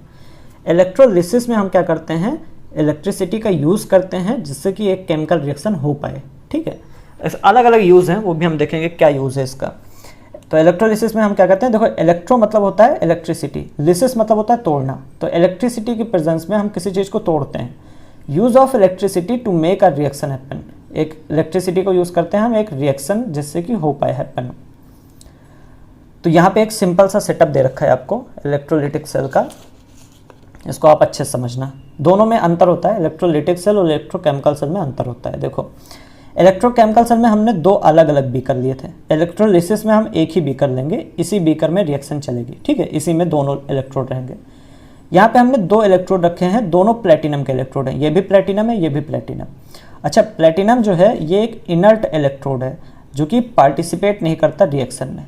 तो ये क्या करता है, इलेक्ट्रॉन को इधर उधर भेजने में काम करता है। ठीक, तो प्लेटिनम का हमने दो इलेक्ट्रोड रखा है और ये प्लेटिनम जो है रिएक्शन में कहीं नहीं पार्टिसिपेट करेगा, ये सिर्फ इलेक्ट्रॉन को इधर उधर भेजने के काम आता है जिससे कि रास्ता मिल सके इलेक्ट्रॉन को कहीं जाने का। ठीक है, सरफेस प्रोवाइड करता है रिएक्शन के लिए बेसिकली प्लेटिनम। ठीक है, खुद नहीं जाएगा रिएक्शन में, अपनी सरफेस प्रोवाइड करेगा जिससे रिएक्शन हो सके। ठीक, अच्छा तो यहाँ पे हमने एक बैटरी लगा रखी है, बैटरी का निगेटिव टर्मिनल ये है, पॉजिटिव टर्मिनल ये है। जो निगेटिव टर्मिनल है वो हमने इधर जोड़ दिया, पॉजिटिव टर्मिनल हमने इधर जोड़ दिया। निगेटिव टर्मिनल से इलेक्ट्रॉन निकलेंगे, ये इलेक्ट्रॉन आते आते आते आते यहाँ पे इकट्ठा होने लगेंगे। अब ये पार्ट निगेटिव हो गया, ये इलेक्ट्रोड निगेटिव हो गया तो यहाँ पे हमने माइनस लिख दिया। ये पार्ट पॉजिटिव हो गया तो इस पर हमने प्लस लिख दिया। दूसरी चीज़, यहाँ पे जो निगेटिव वाला पार्ट होता है उसको हम कैथोड कहते हैं। अभी हमने जो इलेक्ट्रोकेमिकल सेल पढ़ी थी वहाँ आप अगर ध्यान दिए होंगे तो जो निगेटिव वाला है उसको एनोड कहते थे, यहाँ पे निगेटिव वाले को कैथोड कहा जाता है और पॉजिटिव वाले को एनोड कहा जाता है। तो क्या सेम रहेगा कि एनोड पे ऑक्सीडेशन होता है, कैथोड पे रिडक्शन होता है। प्लस माइनस आपको देखना ही नहीं है, आपको सिर्फ एक चीज़ ध्यान रखना है, एनोड पे ऑक्सीडेशन, कैथोड पे रिडक्शन। कैसे होगा देखते हैं। यहाँ पे इलेक्ट्रोलाइट हमने रखा है मोल्टेन NaCl। अच्छा, मोल्टेन NaCl मतलब NaCl को पिघला के इलेक्ट्रोलाइट के रूप में रखा है, वाटर नहीं डाला, पानी नहीं ऐड किया है उसमें, सिर्फ NaCl है, NaCl को पिघला के रखा है। NaCl टूटेगा Na+ और Cl- में। Na+ क्या करेगा, इलेक्ट्रॉन यहाँ पे है तो इलेक्ट्रॉन लेने के लिए झपटेगा तुरंत इधर और जाके यहाँ पे इलेक्ट्रॉन लेगा और यहाँ पे डिपॉजिट होना शुरू हो जाएगा। Cl-, अच्छा Na+ ने क्या किया, इलेक्ट्रॉन ले लिया, एक सेकंड रुक जाओ। Na+ ने इलेक्ट्रॉन ले लिया और Na सॉलिड बन गया, Na सॉलिड बन गया। यहाँ पे Cl- है, Cl- को ये पॉजिटिव वाला पार्ट अट्रैक्ट करेगा, भाई प्लस और माइनस में अट्रैक्शन होता है। तो ये टर्मिनल पॉजिटिव है, पॉजिटिव टर्मिनल पे Cl जो है तुरंत भागेगा, माइनस निगेटिव चार्ज है ना Cl पे, तो Cl नेगेटिव यहाँ पे भागेगा और Cl नेगेटिव यहाँ पे जाके चिपक जाएगा और जो निगेटिव वाला चार्ज है वो इलेक्ट्रोड को दे देगा, प्लेटिनम को दे देगा। तो Cl ने क्या किया, Cl नेगेटिव ने क्या किया, ये Cl बन गया और साथ में इलेक्ट्रॉन इसने दे दिया, इलेक्ट्रॉन दे दिया इसने। तुम देखो Na+ से Na बन गया, +1 यहाँ पे था इसका ऑक्सीडेशन स्टेट, यहाँ पे 0, +1 से 0, ऑक्सीडेशन नंबर की कमी। ऑक्सीडेशन नंबर की कमी क्या होता है, रिडक्शन, और रिडक्शन कहाँ पे होता है, कैथोड पे। ऑक्सीडेशन की कमी यानी रिडक्शन कैथोड पे। Cl- से -1 है, -1 से 0, -1 से 0, ऑक्सीडेशन नंबर बढ़ गया। ऑक्सीडेशन नंबर बढ़ना मतलब ऑक्सीडेशन, ऑक्सीडेशन कहाँ होता है, एनोड पे। तो ये एक चीज़ कंफर्म रहती है कि ऑक्सीडेशन एनोड पे होता है और रिडक्शन कैथोड पे होता है। इससे हमें कोई मतलब नहीं कि प्लस कौन है, माइनस कौन है, राइट में कौन रखा है, लेफ्ट में कौन रखा है, इससे कोई मतलब ना रखना, कंफ्यूज हो जाओगे। ठीक, सिर्फ एक चीज़ ध्यान रखना, एनोड पे ऑक्सीडेशन होता है, कैथोड पे रिडक्शन होता है। ठीक, अच्छा, जब हम इस इलेक्ट्रोलिसिस को करवाएंगे, यहाँ पे हम कुछ वोल्टेज दे देंगे, कोई भी बैटरी लगा देंगे जिससे वोल्टेज मिलेगा और इलेक्ट्रोलिसिस को करवाएंगे तो कैथोड पे सोडियम मेटल डिपॉजिट हो जाएगा, ये सोडियम यहाँ पे डिपॉजिट हो जाएगा। एनोड पे क्या होगा, क्लोरीन गैस रिलीज होगी। तो एनोड से यहाँ से क्लोरीन गैस बाहर निकलेगी, रिलीज होगी, आप देखेंगे। तो क्लोरीन एक्चुअली क्या करता है, दो क्लोरीन आपस में जुड़ जाते हैं और Cl2 बना लेता है और Cl2 गैस निकल जाती है। नोट यहाँ पे है Pt is inert electrode, platinum एक इनर्ट इलेक्ट्रोड है, so it does not participate in reaction, तो वो रिएक्शन में पार्टिसिपेट नहीं करता। ठीक, तो ये एक बेसिक इलेक्ट्रोलिटिक सेल है। ठीक है, अब यहाँ पे एक एग्जांपल देते हैं कि इलेक्ट्रोलिसिस कहाँ पे काम आती है। जैसे पहला है इलेक्ट्रोप्लेटिंग। इलेक्ट्रोप्लेटिंग में हम क्या करते हैं, कोई एक मेटल होता है, जैसे मान लेते हैं लोहे का कोई चीज़ है, उस पर हम सोने की चांदी की कवर चढ़ाते हैं। ठीक है, सोने का पानी चढ़ाते हैं। Alexa stop. तो हम इलेक्ट्रोप्लेटिंग में, यार मम्मी खाना कल बना लेना।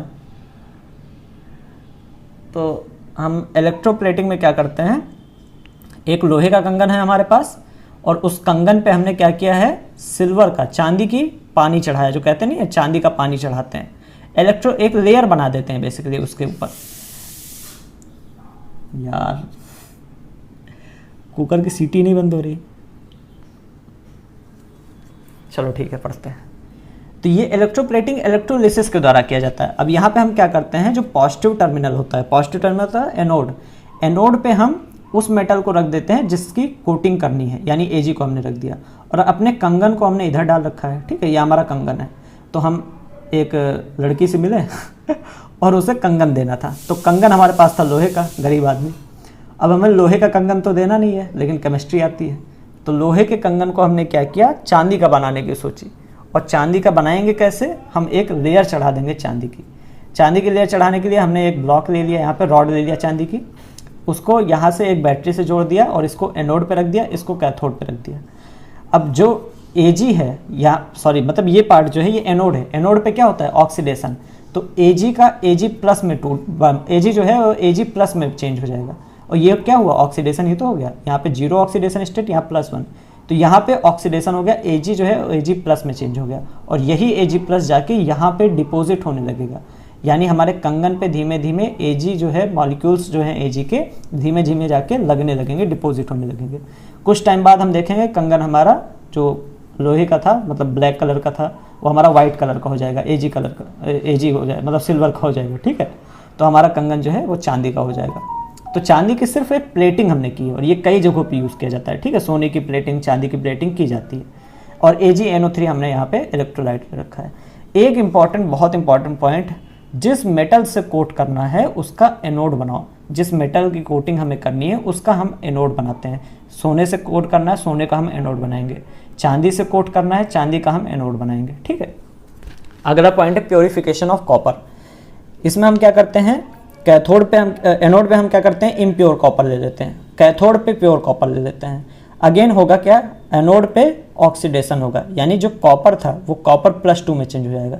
कॉपर से कॉपर +2 बन गया, ऑक्सीडेशन ही तो हुआ, ऑक्सीडेशन नंबर इंक्रीज हो गया तो ऑक्सीडेशन हुआ।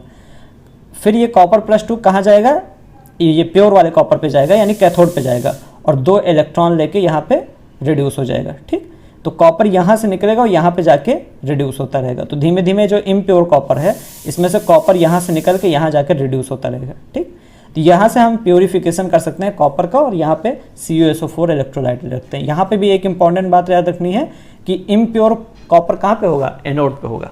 ठीक, जिस मेटल से कोट करना है उसका एनोड होगा, इम्प्योर कॉपर का एनोड होगा। ये चीज़ें आपको ध्यान रखनी है कि कहाँ पे एनोड होगा, कौन एनोड होगा, कौन कैथोड होगा। ठीक है, अब आते हैं प्रोडक्ट्स ऑफ इलेक्ट्रोलिसिस। देखो एनायन एनोड पे जाएगा, कैटायन कैथोड पे। क्यों, क्योंकि एनायन नेगेटिव होता है और यहाँ पे एनोड क्या है, एक सेकंड देखो, एनायन नेगेटिव होता है और यहाँ पे एनोड पॉजिटिव है, तो एनायन पॉजिटिव की तरफ भागेगा ना, नेगेटिव पॉजिटिव की तरफ भागेगा। तो एनायन एनोड पे जाएगा, कैटायन कैथोड पे जाएगा। कैटायन पॉजिटिव होता है और कैथोड यहाँ पे नेगेटिव है। तो एक चीज़ तो ध्यान रखना, इलेक्ट्रोलिसिस में एनायन एनोड पे जाएगा और कैटायन कैथोड पे जाएगा। ठीक, अब हम एक एग्जांपल लेते हैं। हमने यहाँ पे Pt और Pt यानी प्लेटिनम का इलेक्ट्रोड लगा रखा है, यहाँ पे हमने बैटरी लगा रखी है, ये पॉजिटिव टर्मिनल बन गया, ये नेगेटिव टर्मिनल, ये एनोड और ये कैथोड। ठीक, यहाँ पे हमने NaCl सॉल्यूशन भर रखा है, मॉल्टन NaCl नहीं रखा है, NaCl सॉल्यूशन भर रखा है, यानी NaCl भी होगा, पानी भी होगा। अच्छा, NaCl जब टूटेगा तो Na+ और Cl- बनेगा।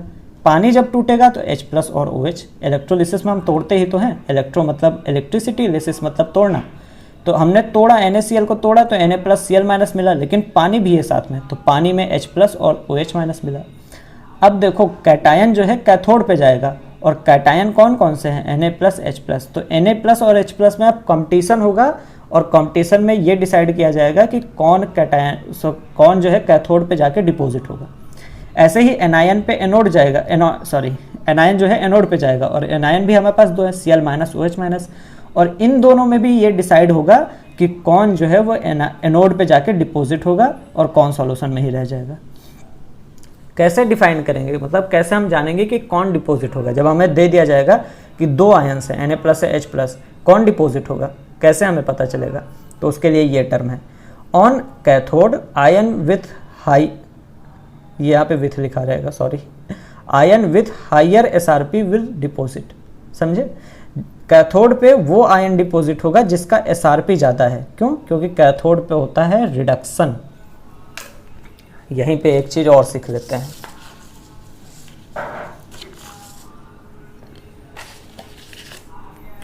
जब हम लिखते हैं SRP मतलब स्टैंडर्ड रिडक्शन पोटेंशियल, जिसका SRP ज़्यादा होगा हम कहेंगे वो रिड्यूस होना चाहता है, उसको ज़्यादा जल्दी है रिड्यूस होने की। और जो कैथोड है वहाँ पे क्या होता है, रिडक्शन होता है।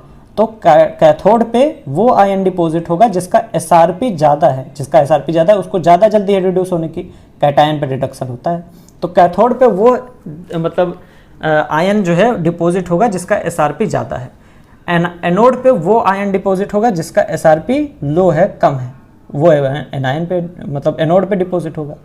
तो Na+ और H+ में से जो H+ है ये डिपॉजिट होगा क्योंकि इसका SRP ज़्यादा है। ठीक है, कैटायन जो है कैथोड पे जाएगा ना, कैथोड पे Na+ और H+ में से कौन डिपॉजिट होगा, जिसका SRP ज़्यादा। H+ का SRP ज़्यादा तो ये डिपॉजिट होगा, और H+ जब डिपॉजिट होता है तो हाइड्रोजन गैस निकलती है। एनायन एनोड पे जाएगा, एनोड पे कौन डिपॉजिट होता है, जिसका SRP कम। Cl- और OH- में से Cl- का SRP कम, तो Cl- जाके क्लोरीन जो गैस है ये जाके डिपॉजिट हो जाएगी। ठीक, तो ये होता है डिसाइड करने का तरीका कि डिपॉजिट कौन होगा, और ये क्वेश्चन आता है एग्जाम में। ठीक है, नीट में तो खासकर पूछा जाता है, बोर्ड में तो बहुत कम है, नीट में खासकर पूछा जाता है कि कौन डिपॉजिट होगा। तो कैथोड पे वो डिपॉजिट होगा जिसकी SRP ज़्यादा है, एनोड पे वो डिपॉजिट होगा जिसकी SRP कम है। ठीक है, एक एक्सेप्शन आ जाता है, देखो in above cell OH- has lower SRP। इस सेल में Cl- और OH- में OH- की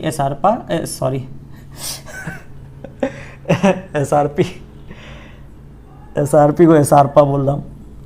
इन above cell OH- has lower SRP but still it doesn't get deposit due to over potential. देखो इस सेल में Cl- और OH- में से वो डिपॉजिट होगा जिसका SRP कम है। एक्चुअली में SRP OH- का कम होता है, तो OH- को डिपॉजिट होना चाहिए था, OH- डिपॉजिट होना चाहिए था, लेकिन OH- नहीं डिपॉजिट हुआ। क्यों, क्योंकि यहाँ पे एक कॉन्सेप्ट आता है जिसे हम कहते हैं कॉन्सेप्ट ऑफ ओवर पोटेंशियल। इस कॉन्सेप्ट में क्या होता है, तो ओवर पोटेंशियल क्या होता है, एक तो कोई पढ़ाता नहीं ओवर पोटेंशियल, एनसीईआरटी में दे रखा है, आसान कॉन्सेप्ट है, ऐसा नहीं बहुत टफ है, इजी है फिर भी। तो देखो एक्चुअल में तो Cl- जो है इसका SRP जो है वो ज़्यादा है, ऐसे ही लिख लेते हैं। OH- का SRP कम है, तो डिपॉजिट कौन होना चाहिए, OH-, लेकिन Cl- हो जाता है। क्यों, क्योंकि जब देखो हम इलेक्ट्रोलिसिस करते हैं, मान लेते हैं ये हम बीकर लगा ले रहे हैं, इस बीकर में हमने एक इलेक्ट्रोड डाला, दूसरा इलेक्ट्रोड, और हमने यहाँ पे एक बैटरी लगा दी और इलेक्ट्रोलिसिस होने लगी। इलेक्ट्रोलिसिस जब हम OH- की करना चाहते हैं तो ये इतनी धीमी रिएक्शन होती है कि हमें लगता है रिएक्शन हो ही नहीं रही, मतलब आपको 4-6 दिन बैठे रहना पड़ेगा तब कहीं जाके आपको लगेगा कि हाँ रिएक्शन चल रही है, इतनी धीमी रिएक्शन होती है नॉर्मल पोटेंशियल पे। तो हमें क्या करना पड़ता है, पोटेंशियल एक्स्ट्रा लगाना पड़ता है, ज़बरदस्ती और ज़्यादा पोटेंशियल लगाना पड़ता है जिससे कि ये रिएक्शन तेज हो, और इसी पोटेंशियल को ओवर पोटेंशियल कहा जाता है। तो हम क्या करते हैं कि इसमें और ज़्यादा पोटेंशियल लगाते हैं जिससे कि रिएक्शन तेज हो पाए। तो नॉर्मली जो Cl है वो 1.36 वोल्ट का पोटेंशियल हम लगाते हैं, Cl का वो होने लगती है इलेक्ट्रोलिसिस।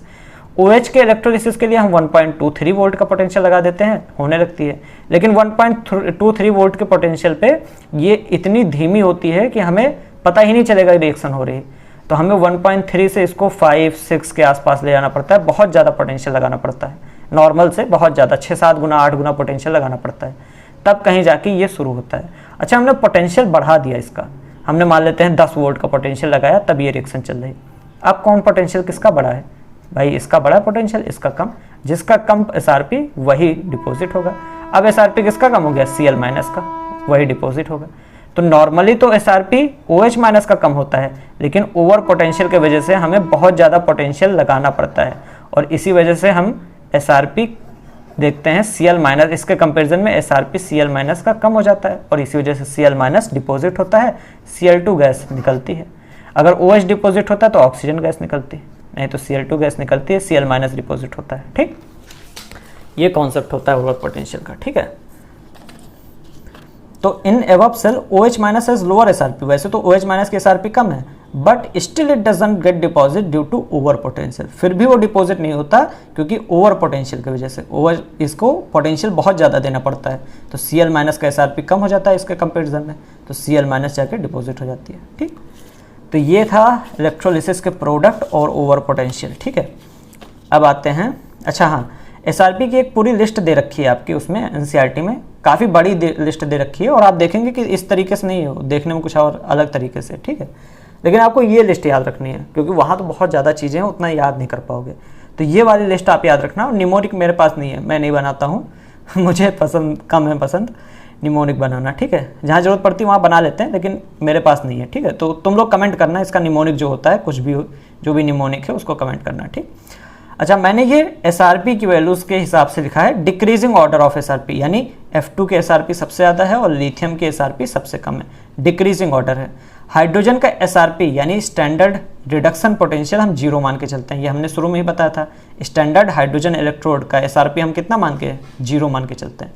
तो हाइड्रोजन का 0 है, ऊपर वाले जो हैं सारे पॉजिटिव हैं क्योंकि भाई ऊपर से नीचे की ओर हम आ रहे हैं तो घट रहा है, ऊपर वाले ज़्यादा हैं, ऊपर वाले का ज़्यादा है यानी ऊपर वाले पॉजिटिव, नीचे वाले के निगेटिव हैं सारे। ठीक है, तो डिक्रीजिंग ऑर्डर ऑफ एसआरपी में आपको ये एलिमेंट्स जो होते हैं इनको याद कर लेना है। ठीक है, आप देखेंगे सारे के काम नहीं आएगा, आपको सारा नहीं काम आएगा, आप एनसीईआरटी सॉल्व कर लो, प्रीवियस सॉल्व कर लो, 6 ही 7 एलिमेंट्स इनमें से काम आएंगे। ठीक है, लेकिन याद कर लेना। ठीक,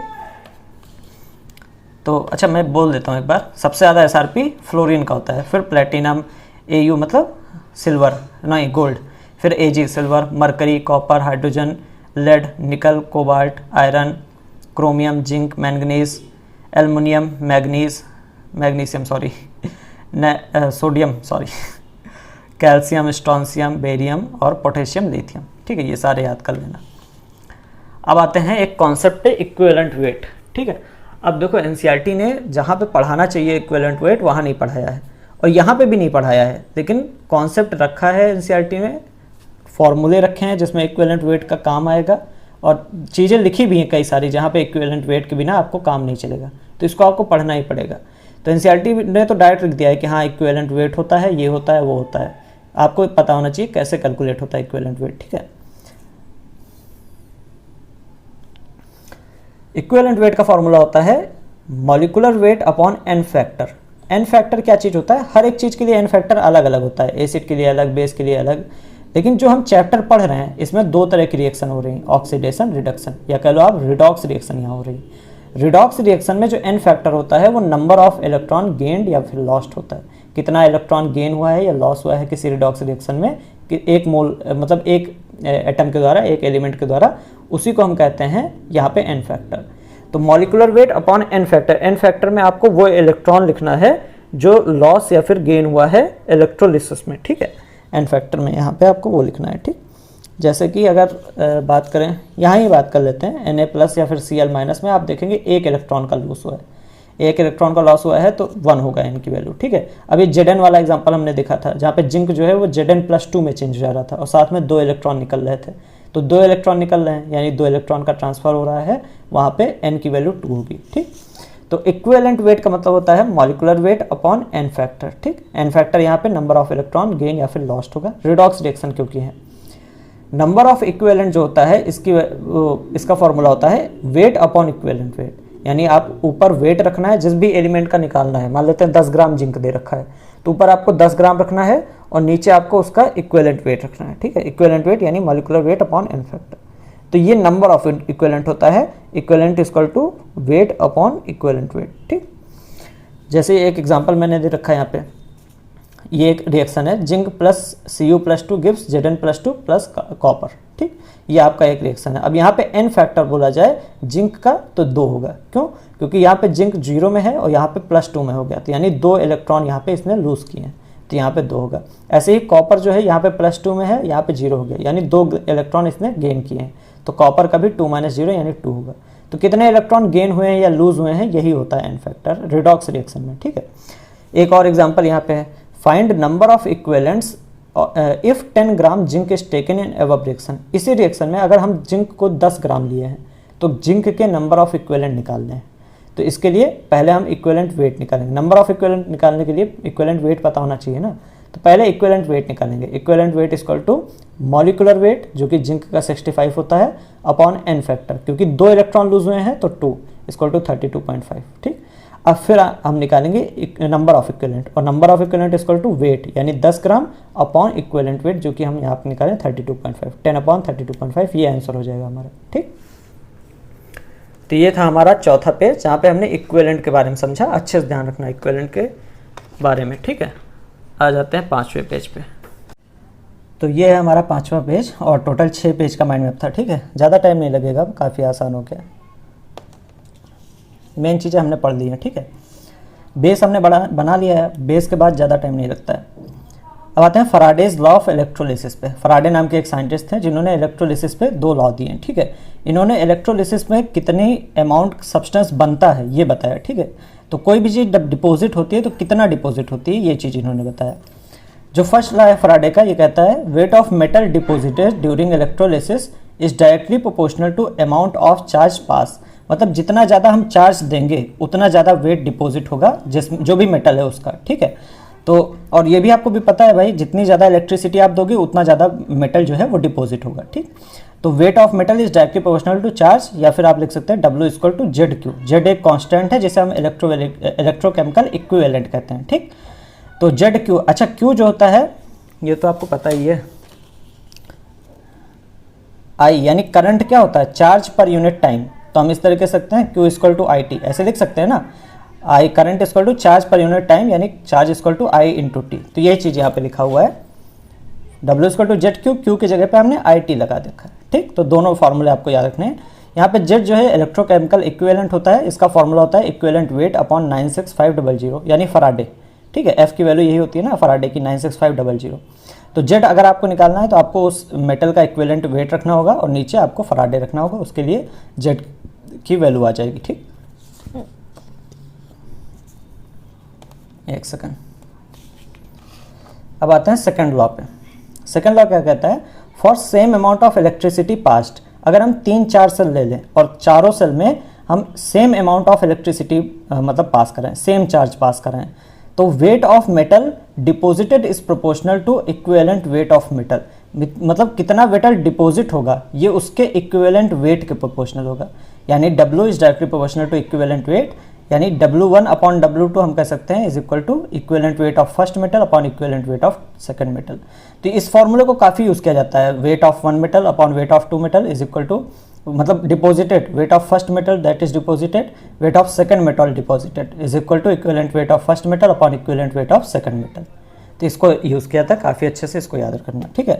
अब आते हैं यहाँ पे, जो एक फराडे होता है, जो कि कई बार मैं बता रहा हूँ कि एक फराडे यहाँ पे होगा, या फिर ये फराडे है इसकी वैल्यू इतनी होती है, वो एक्चुअली होता क्या है। जो फराडे होता है वो एक फराडे जैसे हम कह सकते हैं, वो होता है charge on 1 mole of electron. तो 1 मोल इलेक्ट्रॉन हमने ले रखा है, उस 1 मोल इलेक्ट्रॉन पे टोटल चार्ज जो होता है वो एक फराडे होता है। अच्छा, एक इलेक्ट्रॉन पे कितना चार्ज होता है, 1.6 इंटू 10 की पावर -19 कूलम, ये एक इलेक्ट्रॉन पे चार्ज होता है। तो 1 मोल पे कितना होगा, 1 मोल से मल्टीप्लाई कर दो, यानी 6.022 इंटू 10 की पावर 23 से इसको मल्टीप्लाई कर दो, तो आपकी वैल्यू जो आएगी, आंसर जो आएगा वो 96500 आएगा, ठीक है, अप्रॉक्सीमेटली, ठीक है, क्योंकि ओरिजिनल वैल्यू तो अलग होती है ना, 96487 होती है ओरिजिनल, है ना। तो 96500 कूलम, ये चार्ज जो है 96500 जो है ये इतना कूलम चार्ज होता है 1 मोल ऑफ इलेक्ट्रॉन पे, ठीक। किसी भी मेटल का एक इक्विवेलेंट डिपॉजिट कराने के लिए एक फराडे चार्ज चाहिए। ये बहुत ही ज़्यादा इंपॉर्टेंट लाइन है। कोई भी मेटल अगर डिपॉजिट हो रहा है उस मेटल का एक इक्विवेलेंट डिपॉजिट करने के लिए 1 फराडे चार्ज चाहिए, 2 इक्विवेलेंट डिपॉजिट करने के लिए 2 फराडे चार्ज चाहिए, 4 इक्विवेलेंट डिपॉजिट करने के लिए 4 फराडे चार्ज चाहिए। मतलब जितने इक्विवेलेंट डिपॉजिट कराने हैं उतने फराडे चार्ज हमें चाहिए होगा। अब इससे क्वेश्चन बहुत ज़्यादा अच्छे बनते हैं, और एक क्वेश्चन यहाँ पे मैंने बताया है, what weight of copper is deposited by passing 2 Faraday of charge through a cupric salt. Cupric मतलब कॉपर प्लस 2, कॉपर प्लस 2 का एक सॉल्ट है, उसमें हम 2 फराडे चार्ज पास कर रहे हैं, तो कितना वेट डिपॉजिट होगा कॉपर का, ये आपका क्वेश्चन है। ठीक है, सॉल्यूशन देखो, copper plus 2 electrons gives copper solid, ये हमारा इक्वेशन होगी। ठीक है, अब देखो 2 फराडे इलेक्ट्रिसिटी है, मतलब 2 इक्विवेलेंट कॉपर के डिपॉजिट होंगे। यही तो मैंने कहा, एक इक्विवेलेंट के लिए 1 फराडे चाहिए, 2 इक्विवेलेंट, जब 2 फराडे हमने इलेक्ट्रिसिटी दे रखी है तो मतलब 2 इक्विवेलेंट डिपॉजिट होंगे कॉपर के। इक्विवेलेंट का फॉर्मूला क्या है, वेट अपॉन इक्विवेलेंट वेट, और कितने इक्विवेलेंट, 2 इक्विवेलेंट डिपॉजिट होंगे। तो 2 equal to weight upon equivalent weight equal to weight upon equivalent weight का फॉर्मूला क्या है, मॉलिक्यूलर वेट जो कि 64 होता है कॉपर का, अपॉन एन फैक्टर जो कि 2 होगा, क्यों, क्योंकि 2 इलेक्ट्रॉन का एक्सचेंज हुआ है। मॉलिक्यूलर वेट अपॉन 2, तो weight upon equivalent is equal to weight upon, ये हमारा इक्विवेलेंट वेट का फॉर्मूला, यानी molecular weight upon N factor. अब इसको सॉल्व करोगे, इस 2 इक्वल टू वेट अपॉन 64, ये 2 ऊपर चला जाएगा, ये ऊपर आ गया, यानी वेट आ गया 64। ठीक है, ये 2 और ये 2 कट गया, वेट आ गया 64 ग्राम।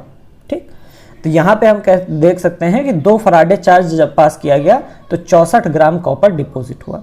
और ये हमने किस फॉर्मूले से निकाला, कोई फॉर्मूला तो है नहीं इसके लिए, हमने एक कॉन्सेप्ट से निकाला। कॉन्सेप्ट क्या है, जितने फराडे इलेक्ट्रिसिटी पास करोगे उतने इक्विवेलेंट मेटल का डिपॉजिट होगा। ठीक, तो ये था हमारा फराडे का केस।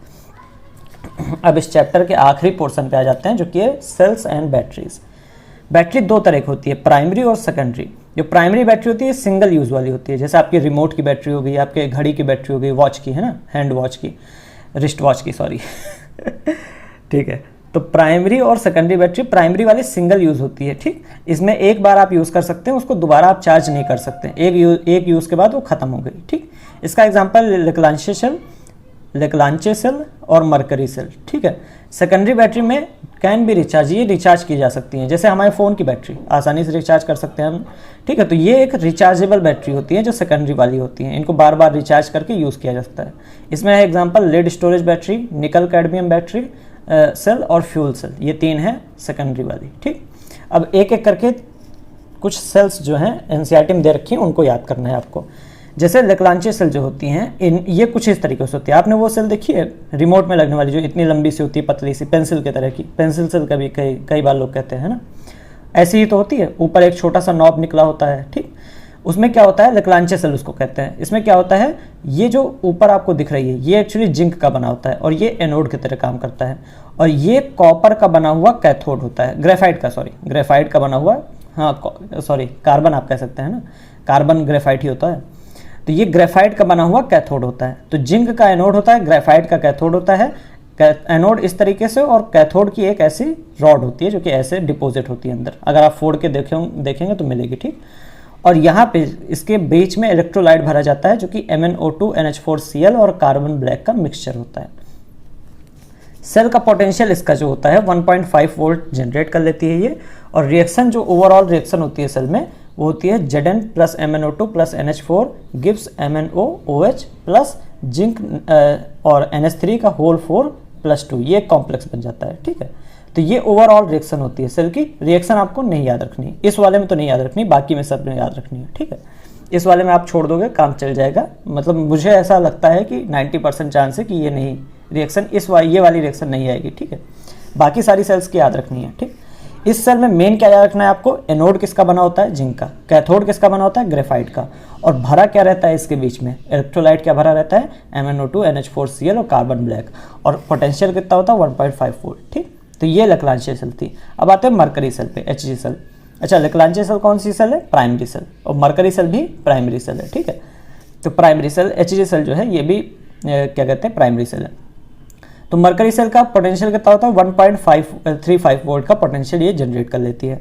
एनोड इसमें जिंक अमलगम का होता है, जिंक और मरकरी, इसको हम जिंक अमलगम पढ़ते हैं। ठीक है, साथ में कैथोड इसमें HgO प्लस कार्बन का होता है, और इलेक्ट्रोलाइट में ZnO प्लस KOH फिल किया जाता है। ठीक, सेल रिएक्शन आपको याद रखनी है यहाँ पे, जिंक अमलबन जो है वो HgO के साथ रिएक्ट करता है, जिससे जिंक ऑक्साइड बनता है प्लस मरकरी मिलता है। ये सेल रिएक्शन होती है Hg सेल।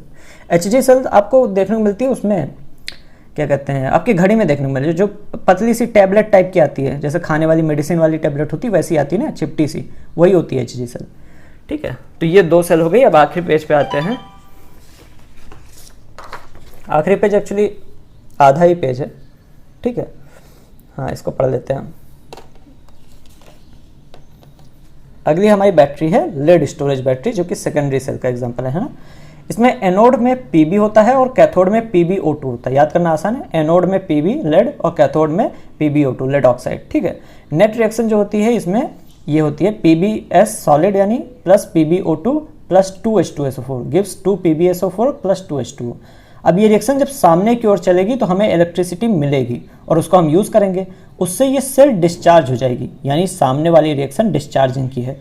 इसी रिएक्शन को हम पलट देंगे तो चार्जिंग की रिएक्शन होगी। और पलटेंगे कैसे, हम इलेक्ट्रिसिटी देंगे, है ना। जब हम अपने मोबाइल को चार्जिंग में लगाते हैं तो ये रिएक्शन उल्टी तरफ होने लगती है, तो चार्जिंग की रिएक्शन हो गई।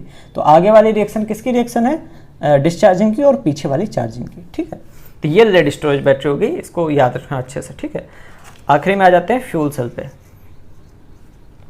फ्यूल सेल देखने में कुछ इस तरीके से होती है, जैसे आपने थर्मल पावर प्लांट पढ़े होंगे, जहाँ पे कोयले को जला के बिजली बनाई जाती है। ठीक है, लेकिन कोयले को जलाने में दिक्कत है। क्या दिक्कत है, पॉल्यूशन बहुत है। कुल 40% एनर्जी कोयले की यूज़ हो पाती है, बाकी एनर्जी वेस्ट हो जाती है। ये सारी दिक्कतें हैं। वहाँ पे अब फ्यूल सेल काफ़ी ज़्यादा यूज़ होने लगी है। ये काफ़ी ज़्यादा एफिशिएंट होती है, काफ़ी अच्छी होती है। इसमें क्या किया जाता है, कुछ इस तरीके का सेटअप होता है। एक छेद यहाँ पे होता है, एक छेद यहाँ पे। यहाँ से ऑक्सीजन डाली जाती है, यहाँ से हाइड्रोजन डाली जाती है, यहाँ से ऑक्सीजन डाली जाती है। हाइड्रोजन ऑक्सीजन अंदर जाके इस कैथोड से और इस एनोड से पास हो जाते हैं। ये पोरस रहता है, ये जो एनोड है ये पोरस बनाया जाता है। पोरस मतलब इसमें बहुत छोटे छोटे छेद होते हैं, जिससे कि हाइड्रोजन पास हो सके, यहाँ से ऑक्सीजन पास हो सके। तो ऑक्सीजन हाइड्रोजन दोनों पास हो गए, यहाँ पे आकर रिएक्ट करेंगे, दोनों रिएक्ट करेंगे, H2O2 मिलकर वाटर बना देगा। वाटर वेपर के फॉर्म में बाहर की ओर उड़ जाएगा, H2O बाहर निकल जाएगा, ये गैस के फॉर्म में, वेपर के फॉर्म में। ठीक है, वाटर वेपर के फॉर्म में वापस बाहर निकल जाएगा।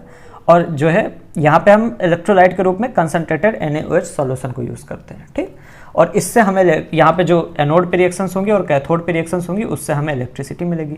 तो यहाँ पे हमें 2 प्रोडक्ट अच्छे से मिल रहे हैं। एक तो इलेक्ट्रिसिटी मिल रही है, ऊपर से हमें वाटर भी मिल रहा है, और वो वाटर जो है एक्चुअली यूज़ हो सकता है, उसको हम पी सकते हैं। ठीक है, तो वाटर वेपर जो है इसको हम यूज़ कर सकते हैं, पी सकते हैं लेकर, मतलब कंडेंस करके। ठीक, तो यहाँ पे नेट रिएक्शन क्या होती है, 2H2 plus O2 gives 2H2, water basically बनता है। ठीक है, use to produce electricity, efficiency 70%। अब यहाँ पे देख रहे हैं एफिशिएंसी काफ़ी अच्छी है, मतलब जो इसकी वाटर की 70% एनर्जी है वो हम यूज़ कर ले रहे हैं, जबकि कोयले में 40% एनर्जी सिर्फ यूज़ हो पाती है, 60% वेस्ट हो जाती है। तो इसकी एफिशिएंसी काफ़ी अच्छी है, फ्यूल सेल की 70% की एफिशिएंसी है। ठीक है, यहाँ पे 2 चीज़ें भी मिल रही है, हमें इलेक्ट्रिसिटी तो मिल ही रही है। इलेक्ट्रिसिटी तो इस वजह से मिल रही है क्योंकि एनोड और कैथोड पे रिएक्शंस चल रही हैं। ठीक है, क्या रिएक्शंस चल रही हैं हमें नहीं पता, ठीक है, हमें नहीं जानना है। और पानी क्यों मिल रहा है, क्योंकि H2O2 रिएक्ट कर रहे हैं तो H2O मिल जा रहा है। ठीक, आखिरी टॉपिक पे आते हैं इस चैप्टर के, कोरोजन। कोरोजन होता है फॉर्मेशन ऑफ ऑक्साइड या फिर salt on surface of metals. Metals के सरफेस पे ऑक्साइड या सॉल्ट बन जाते हैं, उसी को कोरोजन कहते हैं। ठीक है, आयरन के कोरोजन को कॉमनली रस्टिंग कहा जाता है, और रस्टिंग ही हमारे सिलेबस में है। रस्टिंग में क्या होता है, मान लेते हैं ये एक आयरन का ब्लॉक है और उस पर ये पानी की एक ड्रॉप है। ठीक है, ये वाटर ड्रॉप है और ये आयरन का ब्लॉक है। अब यहाँ पे कैथोड और एनोड दोनों इसी आयरन के ब्लॉक में होता है, बस दोनों अलग अलग जगह पे होता है। मतलब थोड़ी दूर पे एनोड है, मान लेते हैं इस पूरी जगह पे एनोड है और इस जगह पे कैथोड है। ठीक, तो ये पोर्शन जो है आयरन ब्लॉक का वो एनोड की तरह काम करता है, और ये दूसरा पोर्शन आयरन ब्लॉक का कैथोड की तरह काम करता है। एनोड पे क्या रिएक्शन होती है, आयरन +2 में बदल जाता है, +2 इलेक्ट्रॉन निकलते हैं। कैथोड पे ऑक्सीजन 4H+ के साथ 4 इलेक्ट्रॉन के साथ जुड़ता है और वाटर बन जाता है। ठीक है, सिंपल टर्म में क्या कहा जा सकता है, क्या होता है कोरोजन या रस्टिंग क्या होती है, सिंपल टर्म में क्या कहा जाता है, ये काफ़ी ज़्यादा इंपॉर्टेंट है। Fe2 जो होता है ये इसका ऑक्सीडेशन होता है एयर के वजह से, एयर में ऑक्सीजन प्रेजेंट है, उसके वजह से इसका ऑक्सीडेशन होता है और ये Fe+3 में चेंज हो जाता है। और Fe+3 में बेसिकली ये चेंज हो जाता है तो Fe2O3 के फॉर्म में रहता है। ठीक है, अभी इसमें अगर ऑक्सीडेशन स्टेट निकालोगे जो Fe2 है इसकी ऑक्सीडेशन स्टेट +3 आएगी। ठीक है, तो Fe3 वाली, मतलब हम ये बता रहे हैं कि Fe3 वाला आयन रहता है वो एक्चुअली किस फॉर्म में रहता है, किस कंपाउंड में रहता है, Fe2O3 में रहता है। ठीक, तो Fe2 से Fe+2 से Fe+3 वाले कंपाउंड बन जाते हैं, जो कि Fe2O3 है। अब यही Fe2O3 जो है वो वाटर के साथ जुड़ जाता है, X वाटर के साथ, X वाटर मॉलिक्यूल्स के साथ। अब ये X कुछ भी हो सकता है, 10-12 मॉलिक्यूल्स के साथ जुड़ जाता है और उसी को हम रस्ट कह सकते हैं। ठीक, तो Fe2O3.XH2 यही रस्ट है। ठीक है, रस्ट की वजह से साल भर में करोड़ों रुपए खर्च होते हैं पेंटिंग करने में या इसके वजह से। तो क्या क्या तरीका होता है रस्ट के प्रिवेंशन का, मतलब बचाव का? तो पहला तो पेंट होता है, हम उसको पेंट कर देंगे किसी चीज़ से। ठीक है, कि भाई कोई पेंट से पेंट कर देंगे या फिर किसी और चीज़ से पेंट कर देंगे पेंट से ही पेंट करेंगे, और किससे करेंगे? फिर दूसरा तरीका होता है गैल्वेनाइजेशन। गैल्वेनाइजेशन में क्या होता है? गैल्वेनाइजेशन जो है ये एक सैक्रिफिशियल मेथड है। सैक्रिफिशियल मतलब हम जो आयरन होता है उस पर जिंक की कोटिंग कर देते हैं। अब जो जिंक होता है ये ऑक्साइड बना लेता है और आयरन के ऊपर ऐसे जमा रहता है। तो ये बेसिकली जिंक जो है खुद खत्म हो जाता है, खुद ऑक्साइड बना लेता है, लेकिन आयरन को बचा लेता है। तो गैल्वेनाइजेशन एक दूसरा तरीका है जिसमें हम आयरन को जिंक से कोट कर देते हैं, तो आयरन की रस्टिंग रुक जाती है क्योंकि जिंक खुद को सेक्रीफाइस कर देता है। ठीक है, तो ये एक सैक्रिफिशियल इलेक्ट्रोड मेथड होता है। सैक्रिफाइस मतलब क्या होता है?